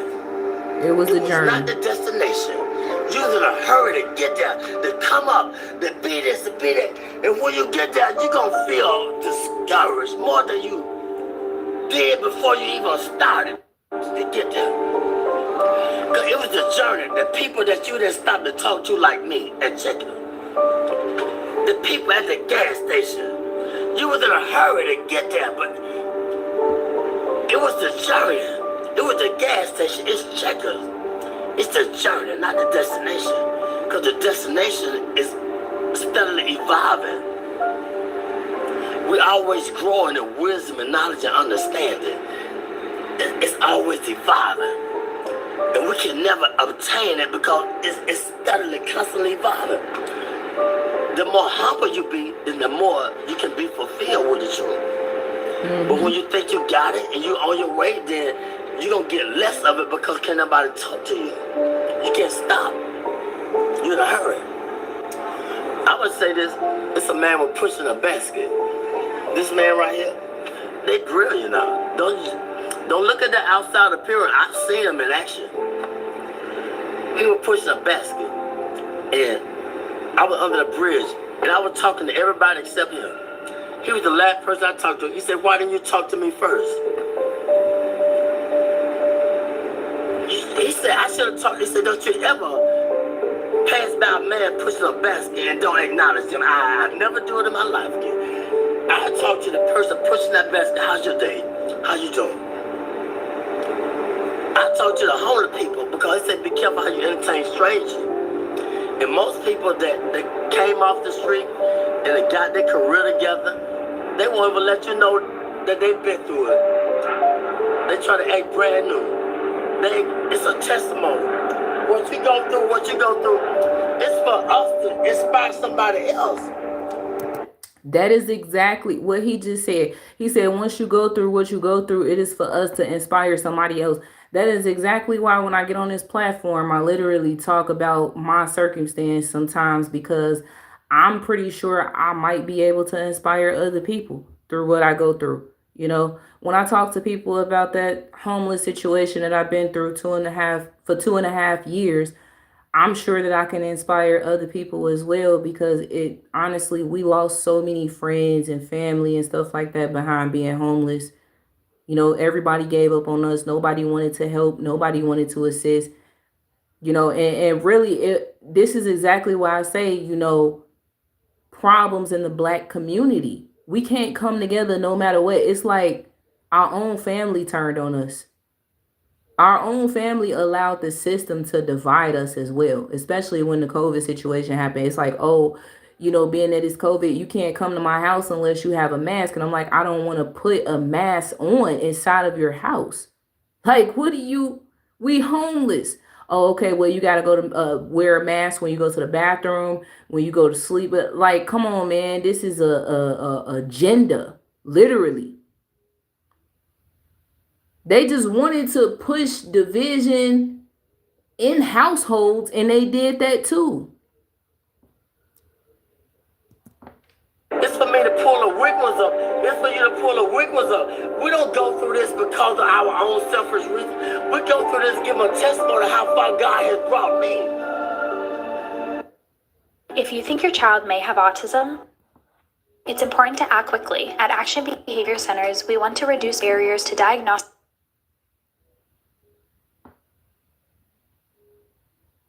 Okay. And it was never about me. I thought about me. Why I'm going through this. He said, back up, man. Who you going to inspire? Who you going to tell somebody about the glory and the grace of God if you don't go through it? Get out of yourself. And once I step back, I be seeing the deep things of God. And so I don't... You mean respect the home that I was just living in, that I was living in? I'm not gonna, look, it's a long story on how it happened though. You know what I'm saying? No, I wasn't gonna wear a mask to sleep. I wasn't gonna wear a mask. Nobody was gonna try to control. See, the thing is, family members were under control by the system, by the government, by the system. They was under control. They telling us wear a mask and get, oh, not even just that. They wanted us to get jabbed up, and we wasn't gonna do that. I said, well, I don't want to wear a mask. Oh, okay, well, you won't have to wear a mask if you go get jabbed up. I said, well, I'm not gonna do that. I didn't bring homelessness on myself, monkey slinging. See, that's the thing. I don't know what type of timing you on right now, but you know, it's a long story. And that's just bits and pieces of it. You know, I'm not going to get jabbed up. You know, my family is not going to tell me wear a mask to bed, wear a mask to the bathroom to go use the bathroom, wear a mask while you in the kitchen. Like, come on, man, this is ridiculous. A mask? Oh, I see monkey slinging. That's what it is. You wore a mask and you got a shot. And hey, that's on you, man. What the hell? I'm gonna be honest with you. We wasn't doing it. We just wasn't doing it. And honestly, my question to you, Monkey, are you going to comply when the beast system comes into play in the United States of America? Are you going to comply with the beast system? Because being that a lot of people already complied back in 2021 and 2020 or 2021, I'm sure a lot of people is going to comply with the beast system and they are going to bow down, okay? That ain't what we doing. We're not doing that. Play with him. I don't ask him for a lot. I just say, give me my portion for the day. Exactly, Keisha. Not me. Black Sheep says, I won't comply. Yeah, see, there you go. Monkey is coming out. It's coming out. There he go, y'all. Look, that's on you, man. That's on you. You know, see, the thing is, digital ID already rolled out in the UK, y'all. A lot of people not even mentioning that. They're not really talking about that. I see very few content creators mentioning it. Digital ID already rolled out in the UK. And they told them people, if you don't get the digital ID, you will not be able to work. Come on, man. And it's coming next to the United States. And guess what? I will not comply. I don't want a lot of things. Just give me enough that I can deal with. Oh, Monkey Slinging, are you willing to die for Jesus Christ? Are you willing to die for the truth?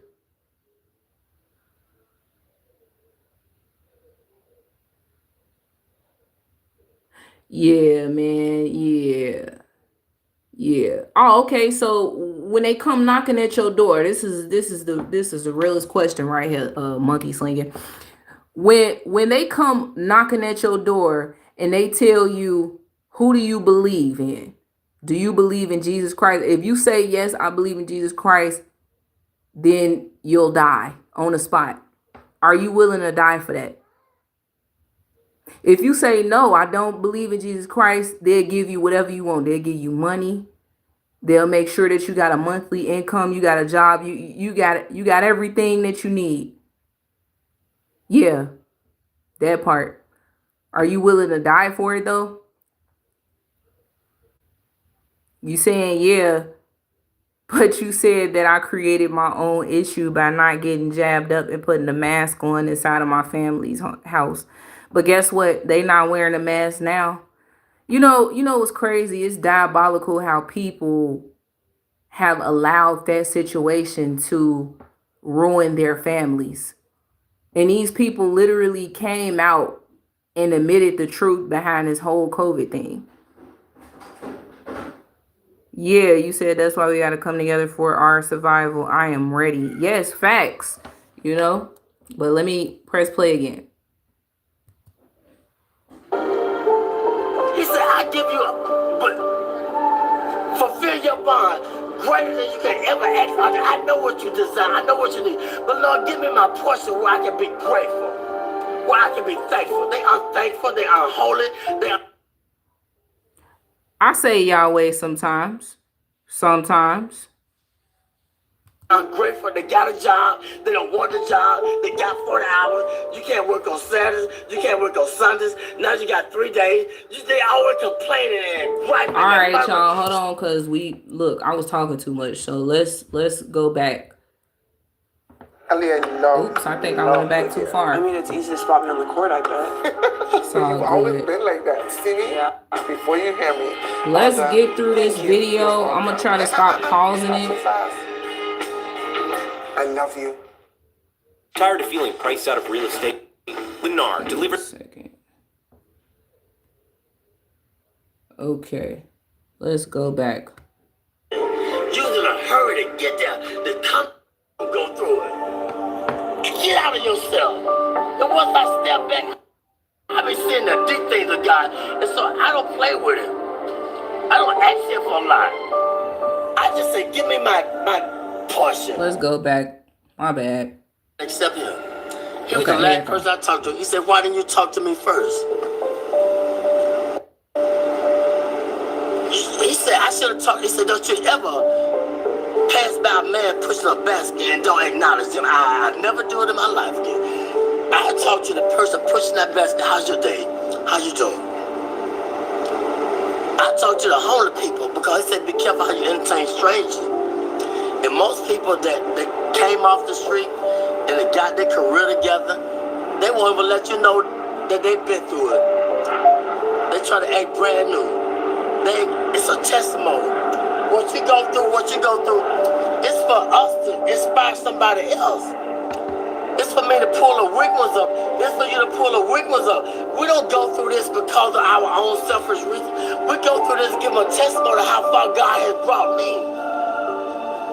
And it was never about me. I thought about me. Why I'm going through this. He said, back up, man. Who you going to inspire? Who you going to tell somebody about the glory and the grace of God if you don't go through it? Get out of yourself. And once I step back, I be seeing the deep things of God. And so I don't play with it. I don't ask him for a lot. I just say, give me my portion for the day. I don't want a lot of things. Just give me enough that I can deal with.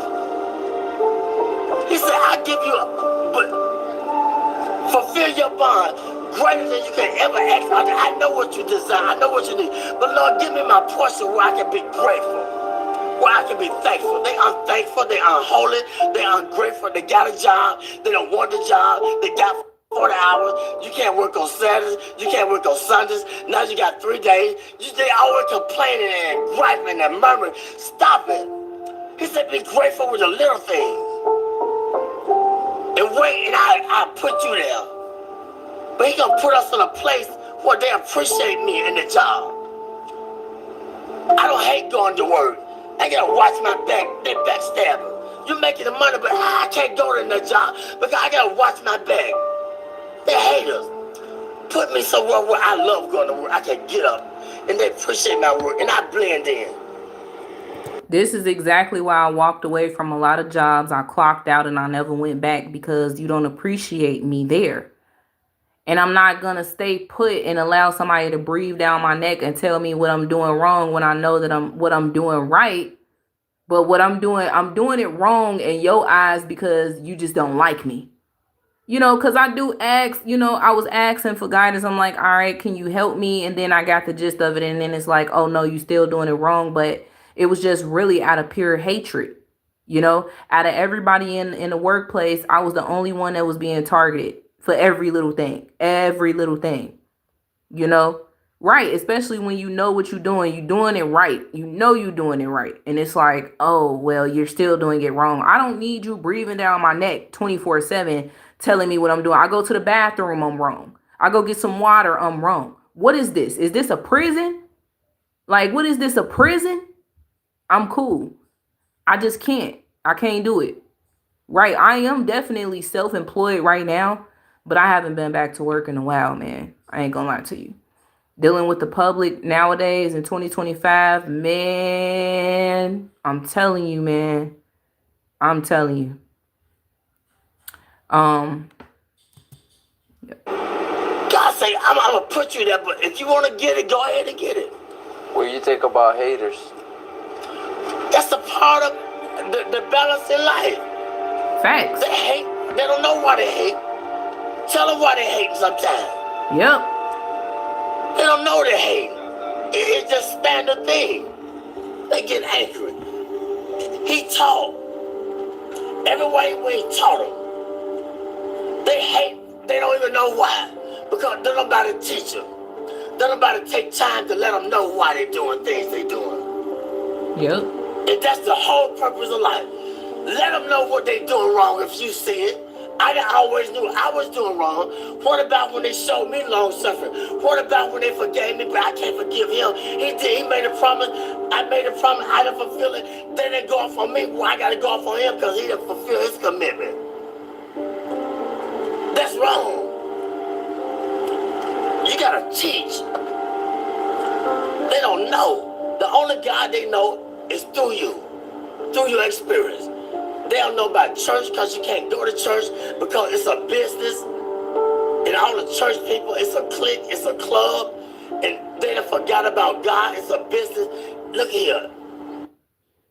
We have got to the point You where know, literally anybody can they both fully literally forgot about God. It is a business. Tell them, man. Real talk. Especially when the It's just the word. COVID situation happened.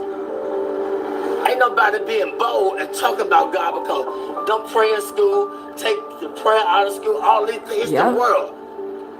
We're getting in a time where God is not popular no more. And if you talk about it, I don't believe in Jesus. I don't believe in God. I believe in this. I don't care what you believe in. Let my spirit speak for me. Let my action. But it was a time when I was just a hearer and not a doer. But you gotta balance out. You gotta go through the fire in order to be a doer too. Yep. You're gonna be a hearer, then you're gonna be a doer. But don't let people throw you off your journey. You can't beat nothing. It's between your relationship with God. They can't understand you all the time because you're trying to figure out your way. I'm trying to figure out my way. I can't prove nothing to them all the time. I don't need them to figure me out. All I gotta do is just be patient and do what was in my Come on. ability, my boundary. I don't need to outstep my boundaries. I ain't gotta prove nothing to you. You didn't feel me? No, you can't gonna feel me. I can't put the expectation on you. I don't always feel me, understand me. So that's wrong. Be humble. Acknowledge him in all your ways. When I do wrong, I said something wrong to offend you, forgive me. I gotta say it right away, get it over with. Exactly. Shout out to geez, what is his name? The guy in the stream, man. Shout out to him, man. I called him a racist, and I apologize because he wasn't racist. You know what I'm saying? It was the way how I read it, and I took accountability. You know, that's what it's really all about. We got to take accountability. When we wrong, we wrong. If I'm wrong, I'm wrong. Forgive me. If I offend somebody at work, look, if they persecute me, look at God trying to strengthen me to show them who I serve. I say I believe, I'm walking with it. Well, teach them. They don't know. They don't know why they're doing that, why they're doing that to me. Let your light shine among men. They might glorify your Father here. It's real, man. I experience it all the time, 24/7. But I asked for it. I wanted to be a preacher when I was 6, but I didn't know the price I had to pay. Much wisdom, much grief, much sorrow. Ain't no other way you'll get it.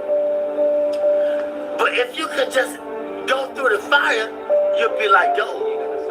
The first thing they do when you go to a pawn shop and take what they do? How do they determine if it's gold plated or what they do? What kind of test they take it through? When you take the jewelry to the pawn shop, how do they determine if it's real or fake? They put it through the acid test. They put the fire upon it. Yep. That's how we know if we're real or fake. We're going to go through the fire. Yep. You're going to have disagreement with each other, but it's okay. Yeah. You're going to be friends. But if you have a disagreement, it's just a different agreement. That don't mean you ain't got to see her no more and talk to her or talk to her or whatever. I want to go to work. I don't want to go to work because they're stressing me out on the job. Yep. You feel me? You fit. Come on, man. Can't go to work because they stressing you out, and you trying to maintain your peace. You know, don't nobody need no extra problems nowadays. Real talk. And honestly, work is an option. You know, we don't have to do anything. That is the reason. That's what's wrong with society. Everybody feels obligated. You know, and I understand that we have to take care of bills. We got to take care of our family and stuff like that. But when there's something you don't want to do and you get up in the morning, you say, oh my God, I hate this job. I don't feel like going. Don't go. Don't do it. Because at that point, not only are you putting your mental and emotional health on the line, your mental and physical health on the line, you putting your spiritual health on the line as well. God does provide. And that's what I've been trying to tell a lot of people. You know, God will provide. I'm telling you, man, believe me when I tell you, God has provided for me and my husband in times where, when I tell you, we didn't know what to do. We didn't know what to do. You know? They are receiving me with my full potential. And I don't know why I don't want to go to work. I gotta understand why. Why I don't want the job? Because something ain't right. And I gotta acknowledge it. I ain't gonna sell my soul for the job. God said, I'm trying to put you over here, or I'm trying to let them know through you, let your light shine. But I'm hating on them because they ain't feeling me. They don't understand me. You know what I'm saying? And that's what's wrong with black people too. A lot of black folks, they feel that way. You know, when you get to addressing certain things within the black community, it's like, you know, I'm hating on them. I'm hating on people. I'm broke. You know, I need to get it together. You know, that's just how it is. Okay. Hey man, you gotta teach them. You see how they flee? Yeah. They want $1, want $0.25. He could have got everything that he needed if he just would have been patient, but it's okay. Yep. You recording this? Yeah. It's okay. I'm telling the truth. It's all right. I thank God for you. Y'all a blessing to me. A true blessing. I ain't got nothing to hide. My burdens are heavy, but when I'm weak, he's strong through me. He speaks through me. The weaker I get, the more frustrated I get with my life. And I did this, I did that. Then the more he speaks through me, the more he takes control of me. That's just what he wants you at. Get frustrated. Yeah. That's when he gonna speak through you. Yep. But he gotta get you in that point where ain't nowhere else to go. Yep. But to him. He said, those that I love, I correct them. I chastise them. Yes. Solomon was the wisest man that lived. He had everything that man could desire. But one thing God said, leave the foreign women alone. But he couldn't understand why he had a desire for the foreign women. But see, the Lord knew that they were going to turn his heart against him. They were going to make him idol worship and build a God. But he didn't understand it. And I'm going to say this, the preacher, he searched the world out. He said, I want to know the basis behind wisdom and knowledge and understanding and foolishness. See, you can't know wisdom and knowledge and should be a fool, but we don't want to be foolish. Yep. Proverbs. That's the only way you're going to get it. You got to be a fool first. How you going to know a fool when you see a fool? How you going to know foolishness if you haven't been foolish? Foolishness, it comes with, it's painful. Because we think we all of that. We got a lot of abilities. We can create. We can send man to the moon. We can be inventors, but we're limited. If I understand that I'm limited, then that's when God takes control and gives me the wisdom that I desire. Yeah. Humility. Be humble. If you don't understand your purpose, ask God. But ask him in sincerity. What's my purpose, God? Did you ever ask that question? What's my purpose? Why I'm here? What am I meant to do? But sometimes he can't tell us all at once. It might be too much. Man, you know, you can't tell everything at once because it might be too much. I'm gonna be honest with you. You know, I was trying to talk to a person before and they told me, stop, please stop. I said, why? They said, because I can't take it no more. You talking too much. And it's not the fact that you talk too much, like blah, blah, blah, blah, blah. It's just that I can't take all of that in that you're saying. I don't get it. That is the world that we live amongst. That is the world we live amongst. That don't even sound right. Y'all know what I mean. That is the people that we live amongst. You know, people that it's like, stop. I can't. I can't take it anymore. You know, I don't understand what you're saying. Yeah, Too much wisdom they can't handle. It's a shame. It is a shame. Seriously. But when I tell y'all, you know, to the people out there that keep on saying that, I mean, you know what? I ain't gonna even keep trying to make this a challenge, because at the end of the day, people gonna feel how they feel in regards to jobs. But believe me, I'm not even lying to you, man. If you just wait on it, God got you. He had us. And I know he got you. For sure. They not ready, Virgo. They not ready. You know, we done been through the fire. I'm telling you, we been through the fire. We didn't know how we was going to make it. We didn't know what we was going to do. Like he said, he wants you to get frustrated, because eventually you're going to have to come to him. And that's exactly what happened. We got so frustrated. We got so fed up. We felt like we was just about to do something that we ain't got no business doing, to get ourselves in a world of trouble. But guess what? God did it. He did it. We didn't do anything to get ourselves in trouble, because we prayed. The minute that we prayed and we asked God to help us through what we're going through, he did. Seriously. He may not come when you want him to, but he will always come in perfect timing. It always end up being perfect timing. I said one of my testimonies yesterday. I got, a lot of them. And I remember one time when we were down to nothing. We had nothing. We had nothing left. We had no food. We didn't have the money to pay the bills. We had nothing. And we asked people for help. Nobody wanted to help us. Simply, like, we wasn't asking for money, though. Especially when it come down to food. We like, hey, could you, send some food? We'll give you the address. Could you send some food? People didn't even want to do that. They still think you a fraud. So, we ain't know what to do. Hands up, hands tied at this point. At that point, man, we just prayed.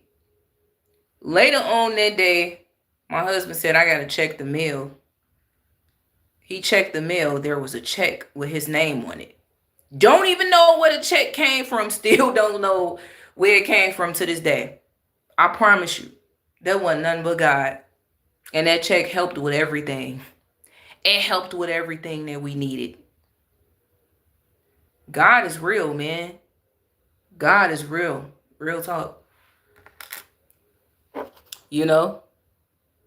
Yeah, you don't have to have money to be somebody. You know that, right?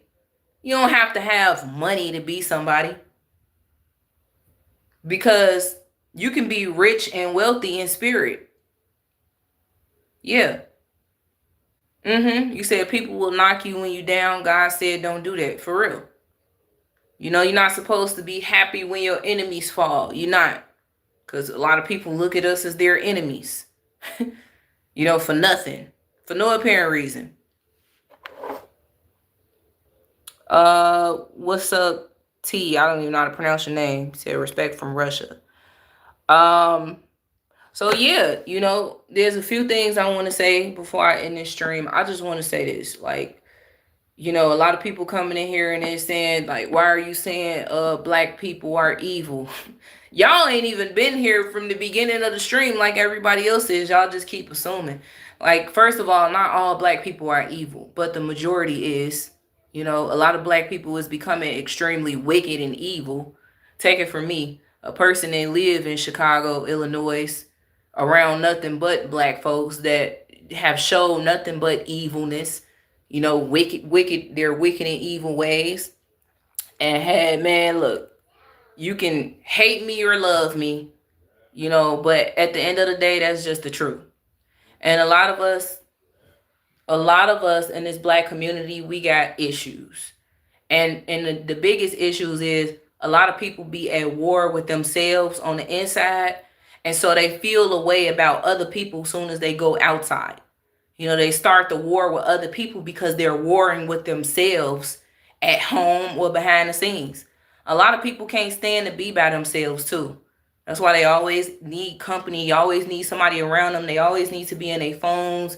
You know, their phones keep them occupied. They go to work to keep them occupied. Let's be 100. A lot of people go to work because they don't want to deal with themselves. They don't even want to have time alone to themselves. They can't even look themselves in the mirror without makeup. I'm just saying, you know. But I just want to say, like, we need Jesus. We need to come together. We need to come together. Eventually, we will. Hopefully, we will. But like I said before in one of my live streams, how can we come together when common sense just ain't common no more? It's a lot of black people out here, you know, that don't have common sense. And if you ain't got common sense, we can't sit with each other. Because you need to take care of yourself first mentally before you try to join hands with the next person and try to say, oh, let's unite. Well, if you got problems of your own on the inside, how you going to unite with the next person? You said a big problem that many black people see Republicans as their enemy. I mean, that a big problem is how black people keep allowing the system to divide us all. You know, we keep allowing social media to create division as well. That's another big problem.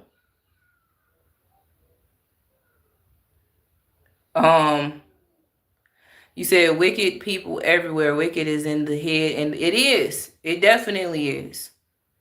But when we speaking about the black community today, you know, a lot of wicked and evil in the black community is because a lot of them keep allowing social media to corrupt their minds. They follow behind everything they see on social media. They are just real followers, man. Yeah, Derek said the same thing. Facts. Another thing too, y'all, the Cash App is pinned below. Anybody want to Cash App, like, you know, donate to the channel through Super Chat, whatever the case may be, you're free to do whatever you want. That is the Cash App below, just in case anybody asks. I am looking for more moderators. My husband seems to be the only moderator. So if you want to be a moderator and you know that you will be consistent in live streams and stuff like that, so we can help kick the trolls out, the evil people out, put a 1 in the chat. If you want to be a moderator, put a 1 in the chat. If you know for a fact you're going to be consistent, because I did have moderators in the past that claimed that they would be consistent and they wasn't. So unfortunately, I had to take them, strip them from being moderators. Miss Bless Wilson put a 1. Kenesha has put a 1. Anybody else? Are y'all sure y'all gonna be consistent now? Now, I do know that YouTube, they don't send out the notifications whenever I'm going live. They do this to a lot of YouTubers and stuff like that. So a lot of times I typically go live, you know, around 1:30 p.m. Central Time, sometimes 2 p.m. So just want to let y'all know that.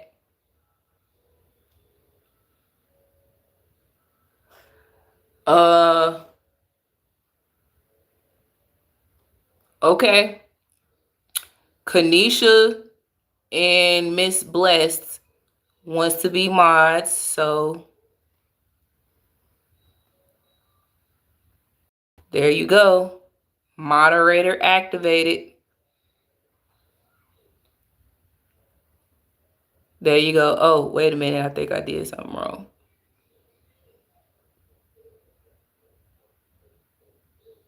Kenesha, standard moderator. So Miss Blessed, we have 2 new moderators. We got Kenesha Miles. Oh, okay, yeah. Yeah, see, that's another thing too.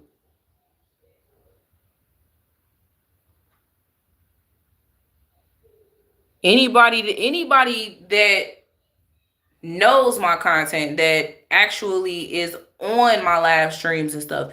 That's what I meant to say. Anybody that has watched my live stream that finds interest in this channel, if you want to be a moderator, you're more than welcome to be a moderator. I think I moved too fast with that one.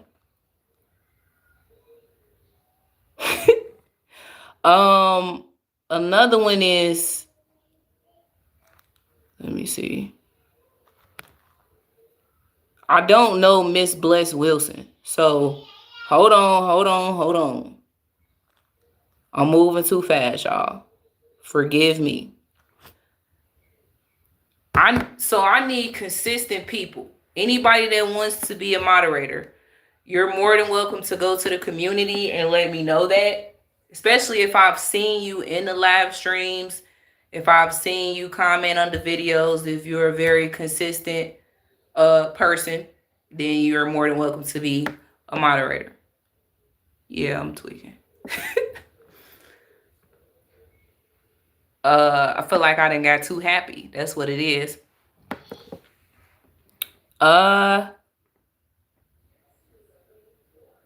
Yeah, I thought y'all be seeing the content, man. It is what it is. At the end of the day, I'm not gonna keep this going any longer. Just let me know if y'all want to be a moderator or whatever, because we're looking for new moderators. We only got one, which is my husband, which he has been doing a terrific job. So shout out to him. Shout out to everybody that came to the live stream today. This was a very deep topic. I know that I did probably step on some toes and hurt some hearts at the same time. But then again, I do appreciate the people that did agree with exactly what I'm saying. Like, at the end of the day, we got issues in the Black community that needs to be addressed. Yeah, you could definitely subscribe if you want to. So my bad for doing that. I just moved too fast, y'all. Y'all know how it is when we just get a little too excited. Make sure y'all get the likes up on this stream. Share it. Don't care. Yeah. Appreciate y'all. Keisha, appreciate you. Shout out to Harvey. Shout out to everybody that came through. Make sure y'all make somebody smile, you know? And we ain't just talking about giving them money and stuff like that. Love on each other. Please. And if you disagree with someone, or someone disagrees with you, or whatever the case may be, that does not mean that we have to hate each other. You know, we can simply disagree on things and still love one another. It is okay. So I just want to say that I love everyone, no matter what culture you are. I do not push hate on this channel. Please do not listen to those type of people that keep saying stuff like that. God loves us all. And even if you feel like he don't, he still love you. And it ain't a thing that you can do about it. Nevertheless, I'm out, y'all. Wake them folks up.